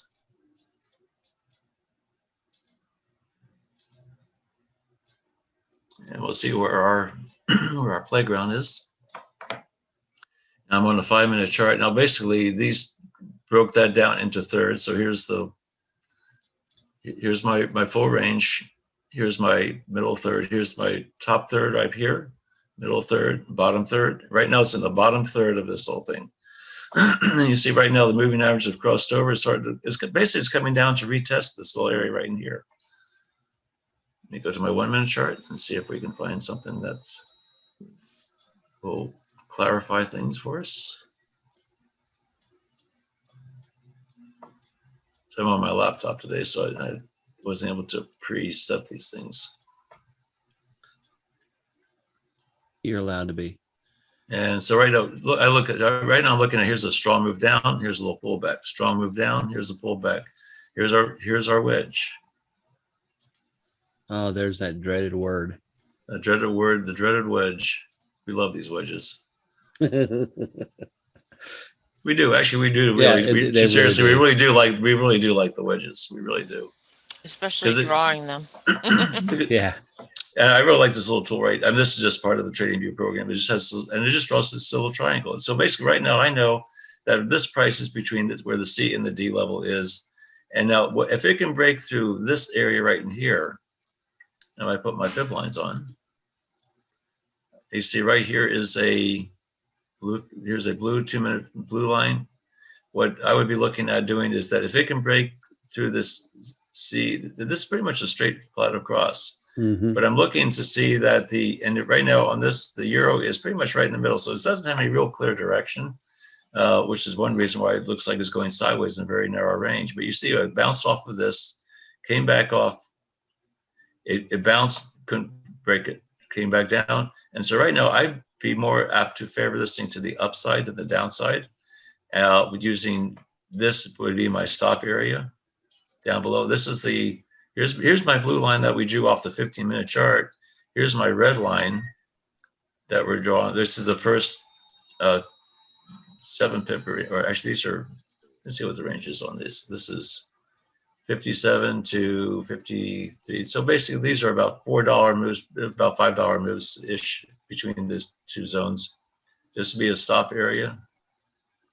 Actually with this, if this thing were to pull back, I would be looking, I'll be looking at this thing to stop.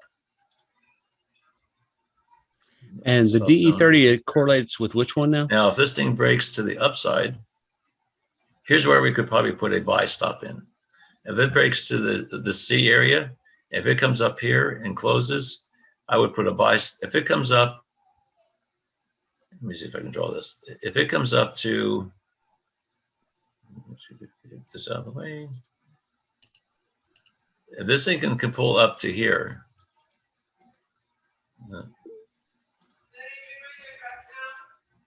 and my stick, if it pulls up to this area right here, or it breaks out of the wedge and pulls back into the wedge.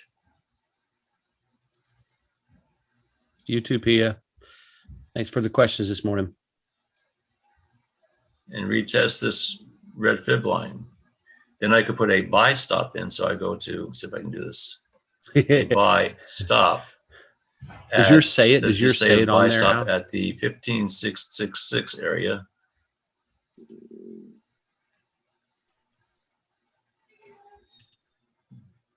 I might have to go a little bit more because it's spread. Christine, can you hear me? There we go. Do that. Yes, I buy can. Stop. Okay. So I have buy stop. So right now I'm not in the trade. If it comes up, breaks out of the wedge. Right now it's pulling back. I'm gonna move this out of the way just so we can get rid of some of this. So right now you see I wicked right up to the, you see I just wicked right up into that wedge. Right, this little wick right here, pull back into the wedge. If I can get it to break up and close, the next thing it will get me into the trade, and I can have this be my target up here. Say the next one would be 15,671. So I'm going to modify this to a target of 15,671. And we're going to, actually we're going to modify this. Hey, Al, can you hear me? I'm much. guessing your earbuds are dead. That's a little bit better. Could be. Yeah. This So happens there's my occasionally. target and then my stop. So And there's no way I can a tell lot him. of times once it breaks the blue line, I If go you- up to the. You want me figure out to in a second. telegram Green him? line. He keeps Yeah. his My target. telegram on. I Okay. would, yeah. And then my stop would be down here at the That's funny. blue line. Because right now, if it breaks this one, it could still come down and give us another opportunity to maybe take another order to go up long. This is a key area. This blue line right here is a key area. But right now, we're waiting to see if it starts to get some momentum, breaks out of the wedge, comes up here, and then keeps on going for the new direction for the target. And so this one I would probably use to modify this for the stop. I'd be using, let's see, 15. I'll just use this 15,652. I sent him a message. Or somewhere thereabouts, order, and there's my stop. So right now, if this buy, again, if it breaks through the wedge, the euro is getting stronger right now on this 1 minute chart, but what's it doing on the 5 minute chart? It's still about in the middle. It's still not that strong on the 15 minutes. So it's struggling a little bit to break out. If the euro is strong, it should be going down. But right now, it's pretty much in the middle. I don't put a lot of weight on the 1 minute chart for the direction, other than the fact for maybe a pullback.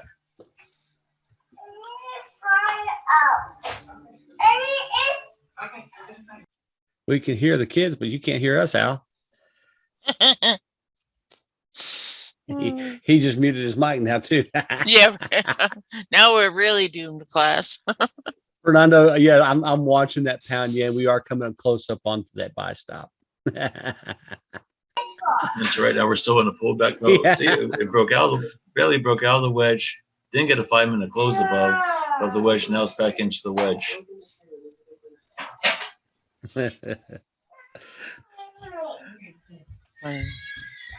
I'm waiting for him to say any questions. One class we did this like for Now we about wait. 10 minutes. Now we wait. Lose everybody. Yes, you Yeah. did finally. His earbuds are dead. There, he's going to hear that ding. He's going to check it in a second. There we go. Is that better? We Hi, can hear you Al. the whole time. Welcome back. I think I lost it. Yeah, my earbud yes. went. My earbud went dead. I was asking Okay. you, what does this one correlate to? It's inverse correlation to the euro, correct? Well, if If the euro gets weak, it goes up. If the euro gets weak, it goes up. If the U.S. dollar goes weak, the S&P goes up. So so they work the same way with the basically the dollar. So as my tool gets weaker, right now this is still in a pullback. It should go up.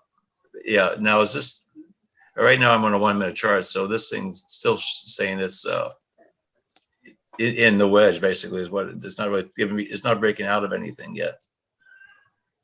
Now, if we were to, now we did a buy stop up here. Now I can do a buy limit down here at the green line. So what, I'm going to put that one in.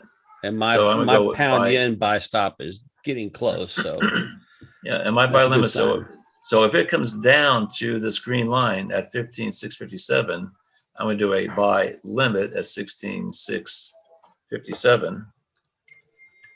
You know, and so right now, if it comes down to the green line, I'm going to be buy, and I want it to go up. And if it goes up, and so I'll be in this trade. If so, here's the plan. It comes down, breaks out of the wedge, hits my green line, finds my trap. I'm going to be looking at this being the trap where the D is, and the B. I'm going to use that as a trap in here. I'll label this a trap instead. that's funny. There's my trap. If it breaks through the wedge, now never did get me. Now never did get me filled. Now here's my anchor. Here's my hit. Here's my retest of the trend line of the wedge. It wicked down, couldn't break. Right now, all my moving averages, you can see they're all consolidating as it gets closer and closer to the apex of this wedge. It's going to have to break out one way or the other. And right now, that's what it's doing. It's just testing. Again, here's my anchor. Here's my first hit. Here's the third hit. And if it were to break, I'm going to take this stick and I'm going to put it right here at the bottom of where the C is. Let me catch that little move right here. And then I'm going to take it. If it breaks the wedge, this will be my potential target up here, which is right where my take profit is. If it breaks to the downside,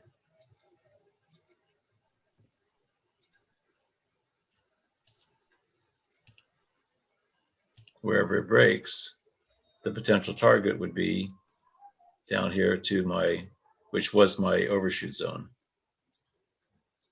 All right, right now it's trying to push in it. It's trying to push up again.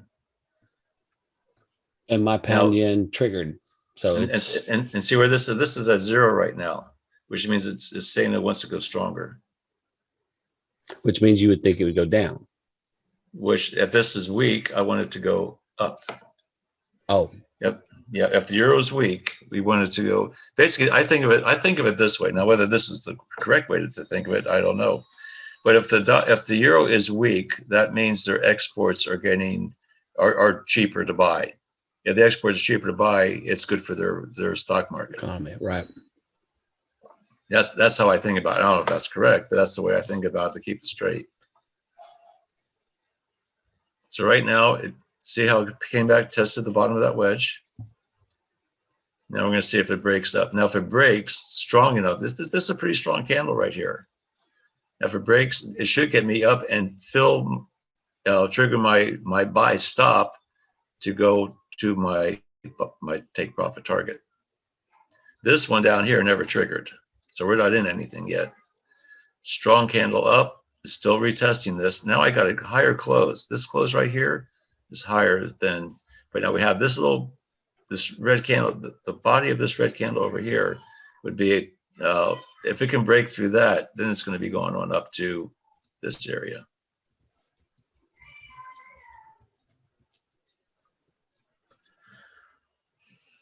So right here is a rally. Here's a little one candle base right here.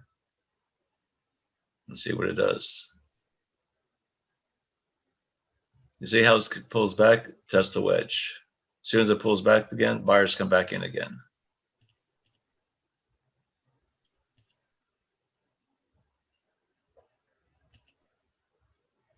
Now, the whole philosophy of this type of a setup is that it comes up, triggers, and just keeps right on going.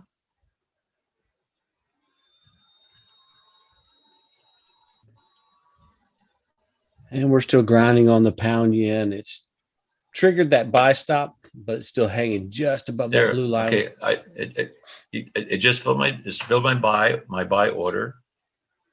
The spread got me filled. So you're in two now?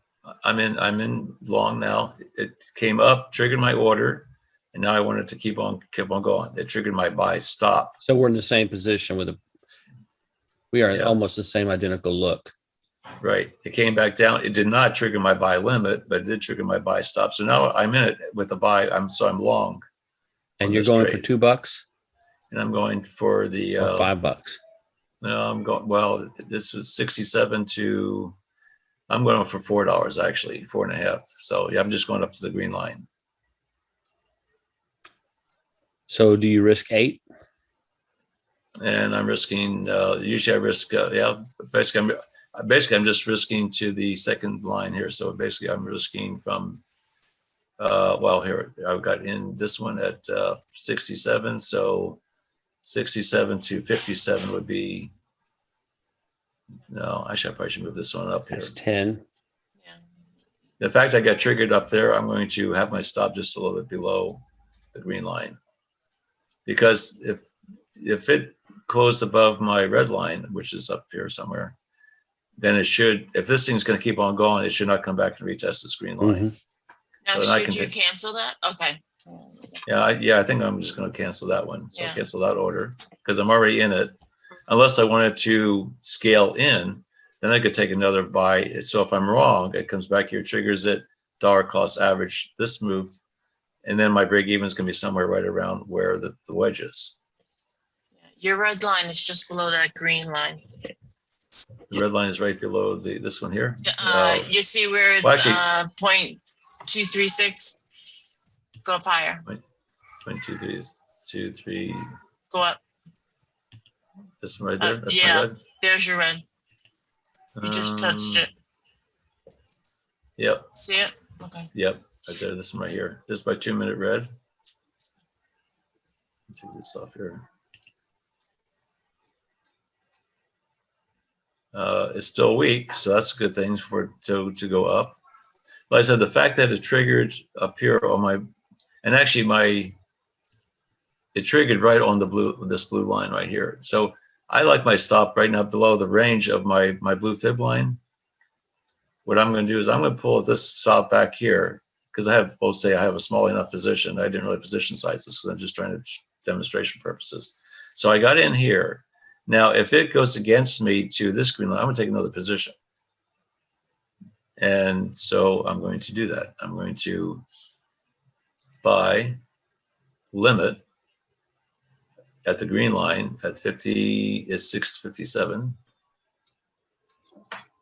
And I'm going to take another position. So if it gets back to this position, but I'm going to keep my overall stop down here. So the stop for this position is going to be the same stop as here at 15,651. So I'm going to modify stop 651. Actually, 49 is probably a better number all in all, but we'll use that one for. And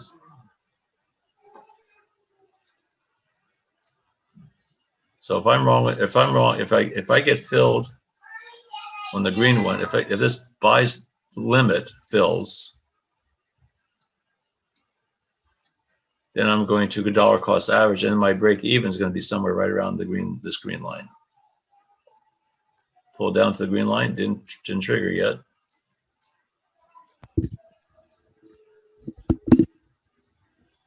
But if I had a half a position here, I could take another half a position here. So now I have my full position size, and now I've dollar cost average. Now the good news is that if it comes and triggers, I have my full position in and all I have to do is go up halfway, and I'll break even. I'll be profitable in the one. Now, if I can get this one triggered, this one gets profitable, and they both take profit at the same level, then I can double my 7 pip win on this one. I'm going to use the same target up here at 15,671. If this thing triggers, my target is going to be 16,671. what did I say? 16,671.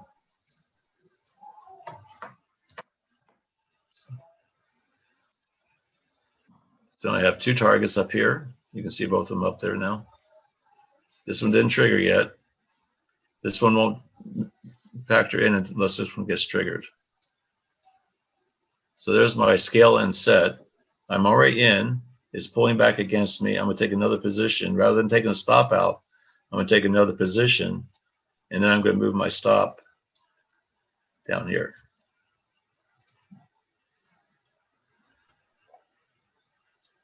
Now, if I get stopped out, the first one's going to be pretty painful, but this one will be just a normal 7-pip stop, because this one's only going to be about 57. This is a normal $7 stop. See how it's respecting that green line.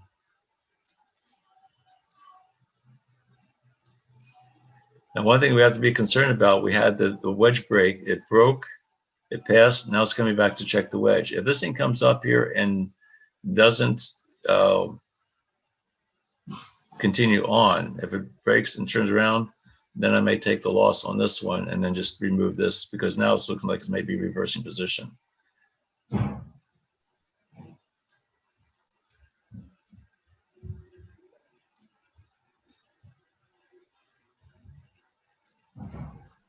But this is also, I consider this to be a trap area. Here's where actually we can move this trap up a little bit higher now to where it broke, and then to the D area.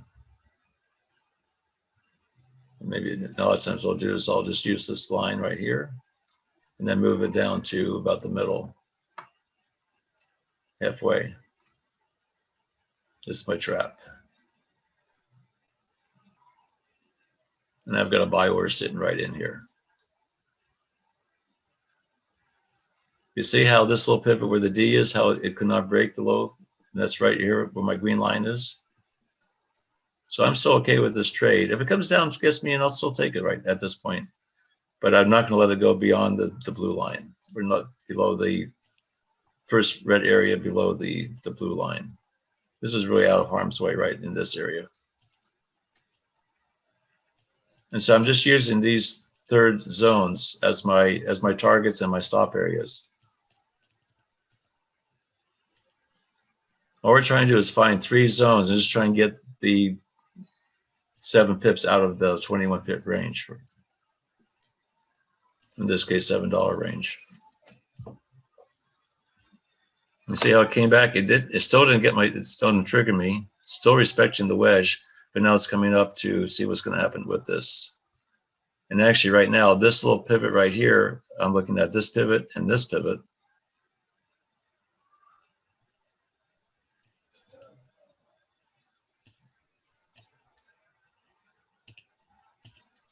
Here's my anchor. Here's a hit. It seems to be respecting this part right here. So right now we're having a little bit of a battle going on. Which way is it going to go? We really don't know, but we do know that this one held. This one broke. It got just enough to get me into the trade, but the spread got me into this thing. Now I'm taking had to take a little bit of heat, but I had another order sitting right here into my trap area.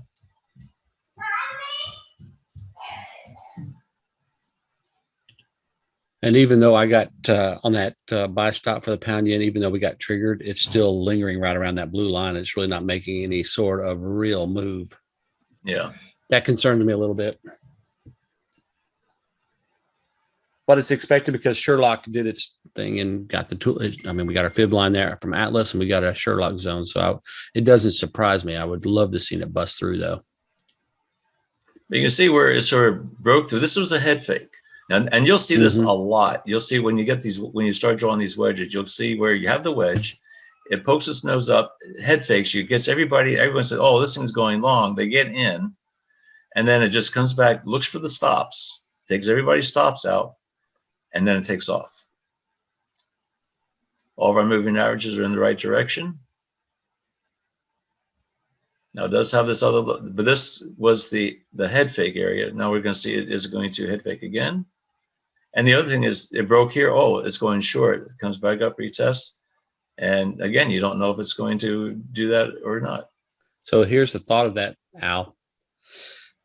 And today with the volume probably being a little bit lighter, we did a wedge, and there are people that know that people trade wedges. Yeah. So what they're doing is waiting for all the buyers to come in, and they're waiting for it to short. And so they'll short it back down. So right now you have more counter wedge traders probably than you have with the wedge. That's all it is. And they'll go back and forth, taking each other's money.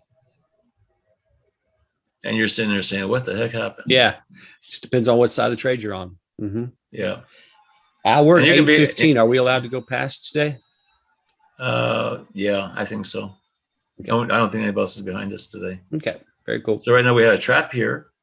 We have another little trap down here, or you call it a head fake. Now I'm still looking at this thing's going to still break to the upside. Look how where the euro still is getting weaker and weaker and weaker. Now we're getting closer to the U.S. market open too, so that could have some bearing on it.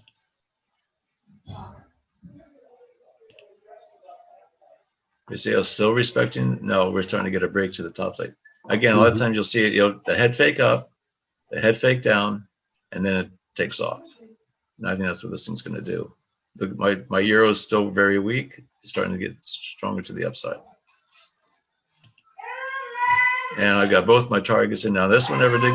The bottom one never did get triggered.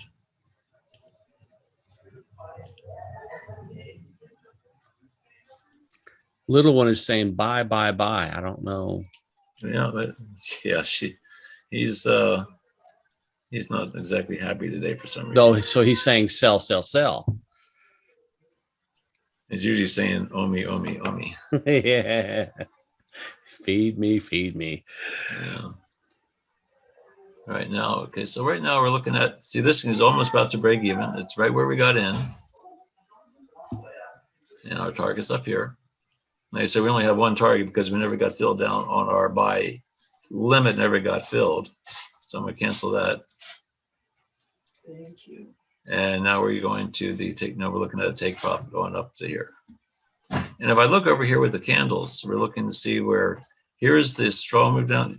Once this wick broke, let's see, can we see the wick over here? There's a little wick over here. Once that broke, and once this broke, there's really nothing to stop it till it gets right up into this area right here, the 615, 670 area. And this would be the next target zone.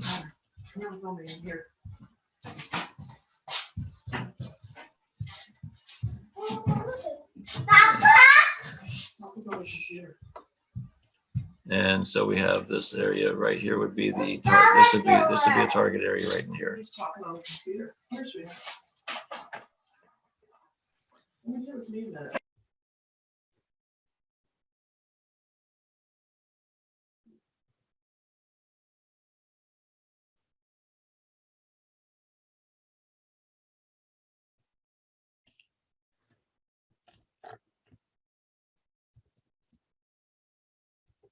Now I'm looking for a 5-minute close above this orange line too. I'm also looking at that, looking for that. Oops, let's see.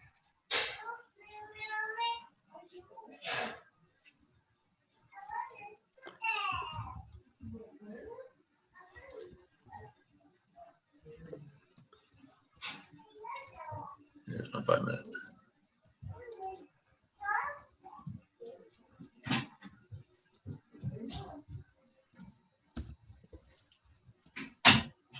Yeah, we got the 5-minute candle never closed above my orange line. Yeah, so it still has some point right there that still causes a little bit of a problem. But did break through the trap. We are getting a bullish candle though. This one's pretty much a neutral candle. The sellers came in, the buyers came in, and this little area is just not much difference between the buyers and the sellers on that. This is where the battle is raging, right? This candle right here. We did get a higher close above this red line. All our moving averages in the right direction. It did break the wedge. We did get a close above this wedge. We are still weak down here. Now this one seemed to be. Amelia.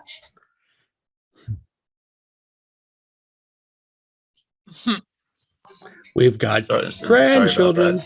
Yeah, sorry about that. Oh, no worries. Hey, it's part of being a grandfather.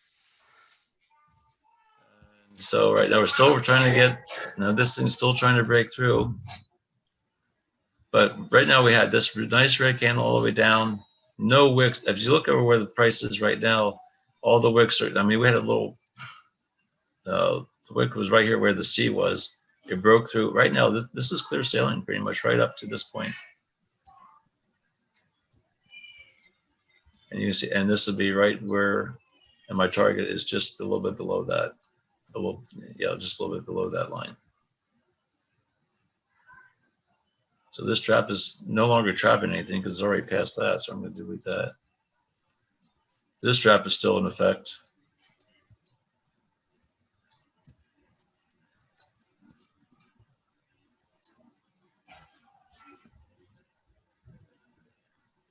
Here's my stick. Remember I drove the stick right where it broke. This would be the target area right up in this area right here. Relatively high probability that will hit. But we just have to let it. Now the trend, this trend, here was the head fake. Now it broke. Now it's retested. It came, let me move this out a little way. It broke close above, came back, retested the wedge, and now we're looking to go higher. So you're right to there. Now I'm still okay with this trade. Still fighting this little area right now.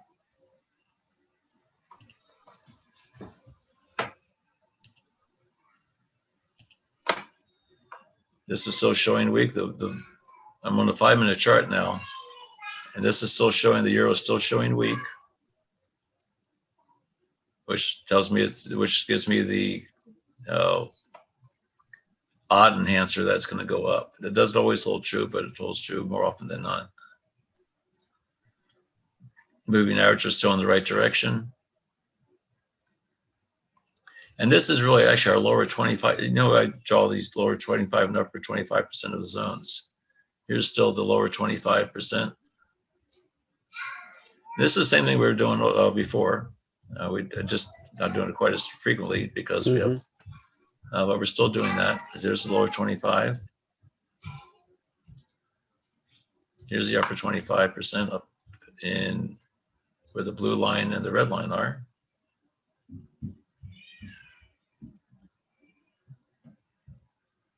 This is just for clarity, not for, and here's our middle zones. Here's our orange, our middle, and our other zone. Now, right, so these are the targets on the upside. When it closes above this one, this is the next target, closes above that. This is the next target, closes above that. We're looking at here, but here's our red. I would be looking, once it got past this one, I'd be looking at this being a target. But I probably wouldn't go much further. And then I'd be waiting for it to, I take my profits. If I got in way down here, I'd take my profits and I'd be waiting for the reversal up at this area to go back down again.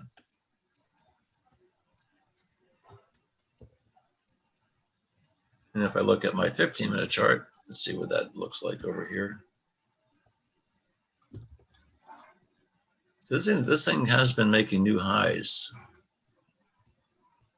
I don't think see if there's anything over there. I don't think there is. And this is still, oh wait, there it is. Pull this over, see this little wick right here? This is on a 3-hour chart. Here's my little wick. This blue candle came back down, wicked up. This is where it left the zone, right up in this area, up this upper 25%. And that was way back on, when was that here? That was 2 days ago, 3 days ago. Back to my 5-minute chart. I'll put this back to 15. Bring this back over to, let's go back to 1 minute here so we can see the price action on this.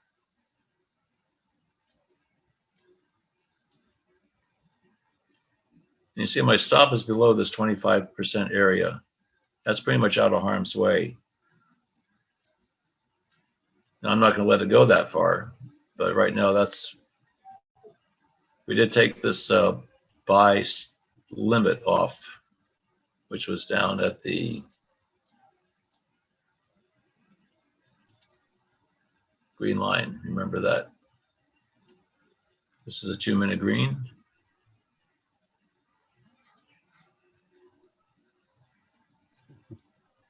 Where to go?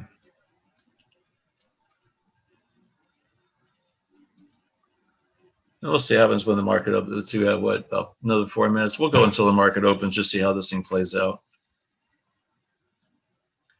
And then we'll call it a day. Yeah, it's kind of.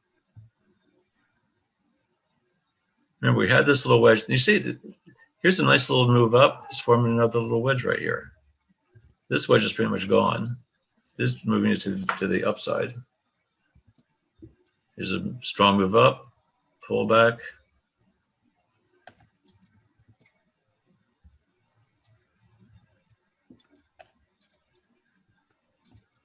Flatline it right here. This is fighting its way through. Again, we might have another little trap right in here. This is still weak, still showing to moving averages. Now we had a nice little crossover of the moving averages. This is the green line. It hasn't crossed over the yellow. I like it when this green one comes to tag the yellow one, and then we start getting a nice little candle like this. That shows a pretty good idea that this thing's going to keep on going for a little bit. We already marked our zones. And now we're closing in on the opening. And we're closing in on the opening. Here's my 2-minute blue line right there. Just emphasis. There's a 2-minute blue. Here's a 2-minute green up there. This is where my targets are.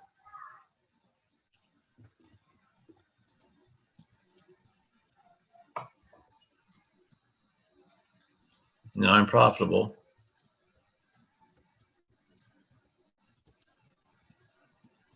Actually, this might be a 5-minute green.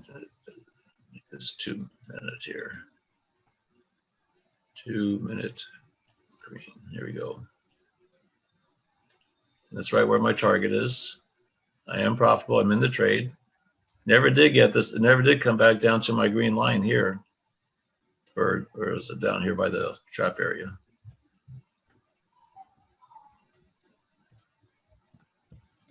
This is all happening just before the U.S. market opens.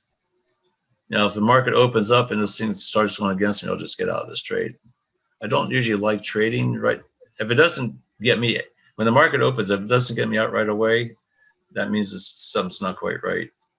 And I just soon get out of the trade and wait till it settles down a little bit. It can work against you as well as it can work for you. But I'm in this trade. I don't want to take it off yet until and let the market open. What time is it right now? Is it getting close? And mine's sitting one more minute. Yeah, that pound yen is still sitting at the blue line. It's been 1, 2, 3, 4, 5, 6 candles on a 15-minute candle sitting right around the blue line. Talk about a particular price point. Shoo, that'll kill you. I still think it'll work out, but ooh. We have another, let's see, how many, 15 seconds, the market's going to open up, and by that time, I'm going to be out of this trade. Yeah. It's pushing up. Now, if it pushes up and can't get me out, I'm just going to take the profit. I'm just going to close it out myself. I'm going to be watching. I don't want it to just get up there and then market's now open. Look at that. Ugh.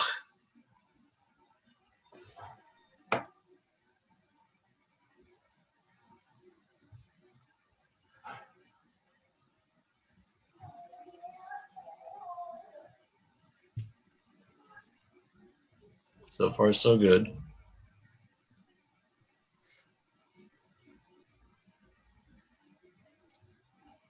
That's an engulfing candle you're looking at right now. Notice the wick is higher than the previous one. The wick is lower than the previous candle. This wick is a little bit higher than this one. This wick is lower than this one. This is an engulfing candle right now. Now, which way is it going to close is going to be the key. There's a lot of movement in there. Yeah.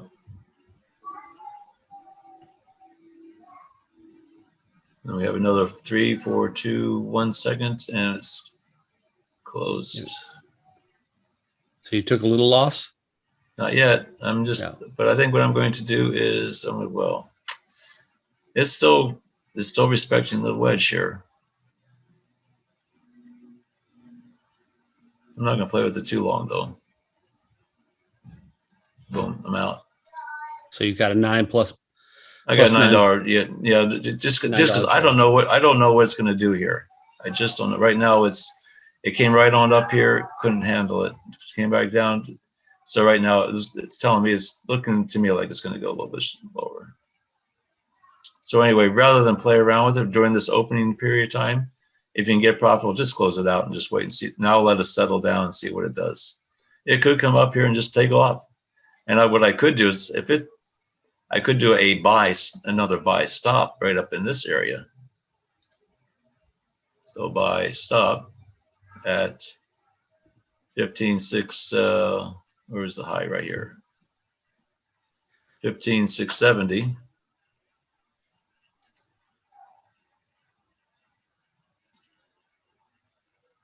And buy stop. Boom. There. Now if it comes back up again, I may move it up just a little bit higher here.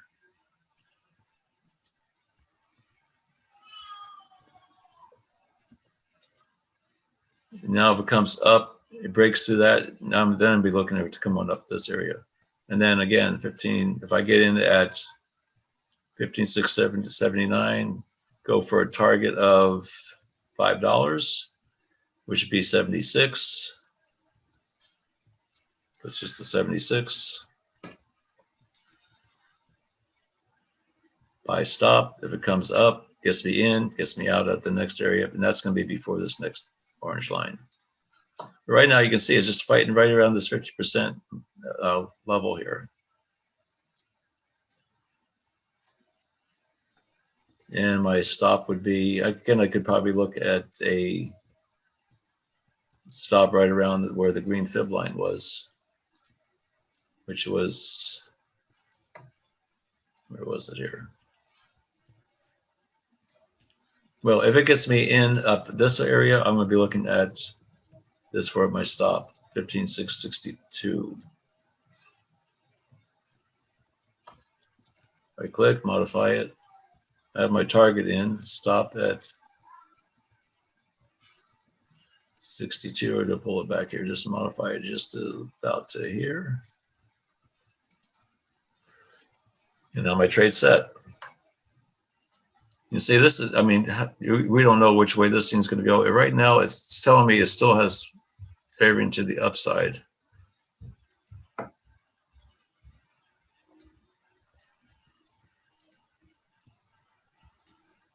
Right now, I'm not in the trade. It's going to have to give me a nice big push up because I'm still looking at this area as the target area.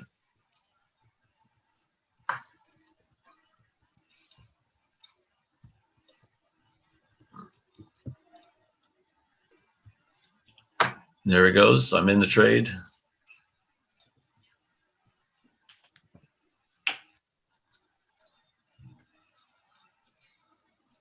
So I made a little bit of profit on the first one. Here's my target. Now we're going to see what it's going to do if it can get up to.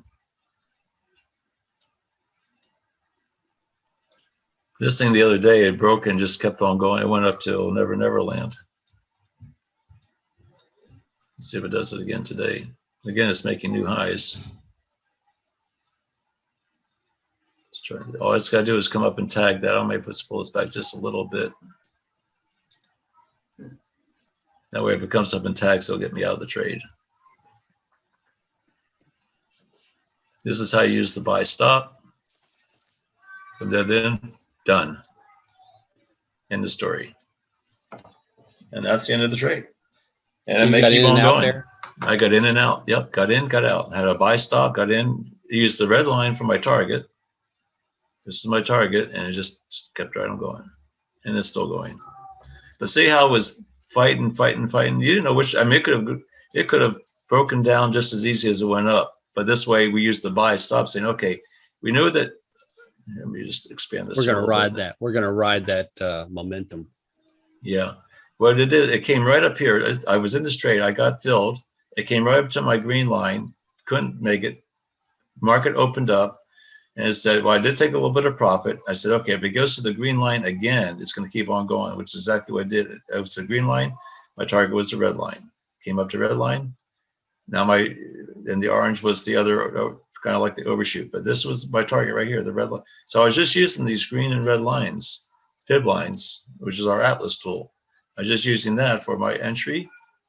Once it broke that, the next one was the next to target. Breaks that, the next one would be the next target. And you could keep on going with this if you wanted to. But right now, I just had two nice little good trades on that, on the breakout. And that's pretty much how Eva would do it as well. She would be looking at, wait for it comes up to a line, doesn't make it, pulls back, and then she puts the little buy stop. Once it breaks that, she goes for UK 100. She goes for $2. Euro, she goes, or the German 30, she goes for 5. S&P, we go for 5. And it seems to work out pretty well.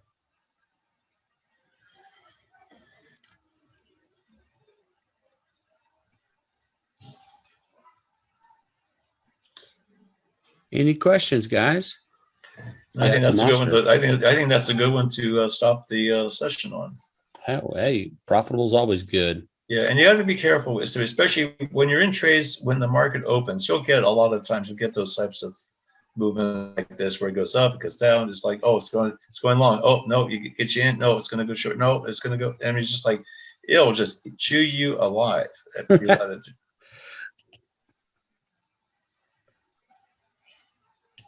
And so that's about it. Do we have anybody left here? Yeah. We're still the same crew, pretty much. Dedicated guys for sure. Yeah. And and you're the ones that are going to learn how to do this. They're the ones that are going to now figure this thing out. And again, so we're showing you different techniques. You're still going to have to figure out what works for you, your personality. So what works for Brian is different than what works for me. But they all work. And so we're just trying to give you the basics of price action. And one thing I'm finding out, talking to a few people that are trying to get into trading, is to know what drawdown is excessive for you and what's normal. My basic rule of thumb is that if I get into a trade, especially if I'm looking for a scalping trade, I pretty much use my 15 pip target, my 7 pip target, my 15 pip stop. If I'm going to turn that into more of a swing trade or a momentum trade, my ultimate, oh crap, I don't want to go any deeper on drawdown, is usually about 25. Once it gets about 25% of my account drawdown, I don't like it, but I'm still okay with that. Anything less than 10% drawdown on my account, my position size, I'm usually okay with. Now, one point to be made is that, especially if you're using some of the EAs that we have available at Auvoria Prime, in fact, last week with the variable, I had a 0.02 position starting lot size, but it drew down about 7 or 8 levels. Well, that 0.02 lot size, it doesn't sound like a whole lot, but when you get a couple level drawdown, it starts compounding the compound effect. It got down to where it was like a $1,400 drawdown on a $3,000 account. I mean, that gets your attention, but I hung in there with it, and I see over and over as I start tracking and trading these different pullbacks, I'm finding out it's not unusual for it to go back 3 levels. 3 levels seems to be pretty normal. You see my chart? Are you looking at what are you seeing there, Brian? DAX. Okay, I need to change my screen here. I'm going to show something here real quick before we go. Let's stop showing that and screen share. Where is it here? And I have this is a calculator here. And pull up so I can see it here. The pip count, this is what we were talking about the other day when we were looking at with the account side. This, you have a $3,000 account and you want to use a basic 15 pip stop. Well, and let's just use Euro US pair just for a quick. You can see how this thing can really start eating you up as you go along. Let's go US. Let's go US CAD here. So US CAD 15 pip stop. My normal, if I have a 2%, my normal lot size would be a 0.063. But let's say I go and I use a 21. Let's use a 21 pip stop for starters with a 1% risk. My lot size is at 0.22. But now, if you could look and see, okay, I'm looking at a 21 pip. Now, let's say I let it go another 21 pips with a 0.22, and I double it. And now the first two are the same lot size. If I double it again for another 21 pips, now you can see how this thing starts. Now I'm up to, I started off with a 1%. I'm only up 3 levels, and I'm already at 7% drawdown. Let's say now it goes to another level, 21%. Now I'm 13% drawdown. And if you get down to where you start drawing, let's see, I think I've got this thing set. If you do every 21 pips, you take another position and you start increasing it from a 4, and you increase it to 2.2 every time you go, you just blew up your account. Yeah, you just blew up your account. You just blew up your account. So that's why if you're going to be doing these scaling in processes, you want to start with like maybe a 0.01%. You probably even can't go that low. Let's go 0.1.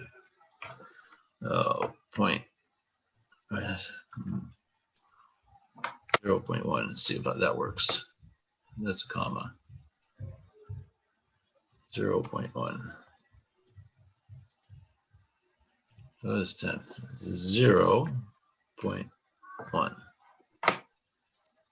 There we go. The lowest I could, with this 0.1, I could go with a 0.02. Let's see, I'd use a little bigger stop.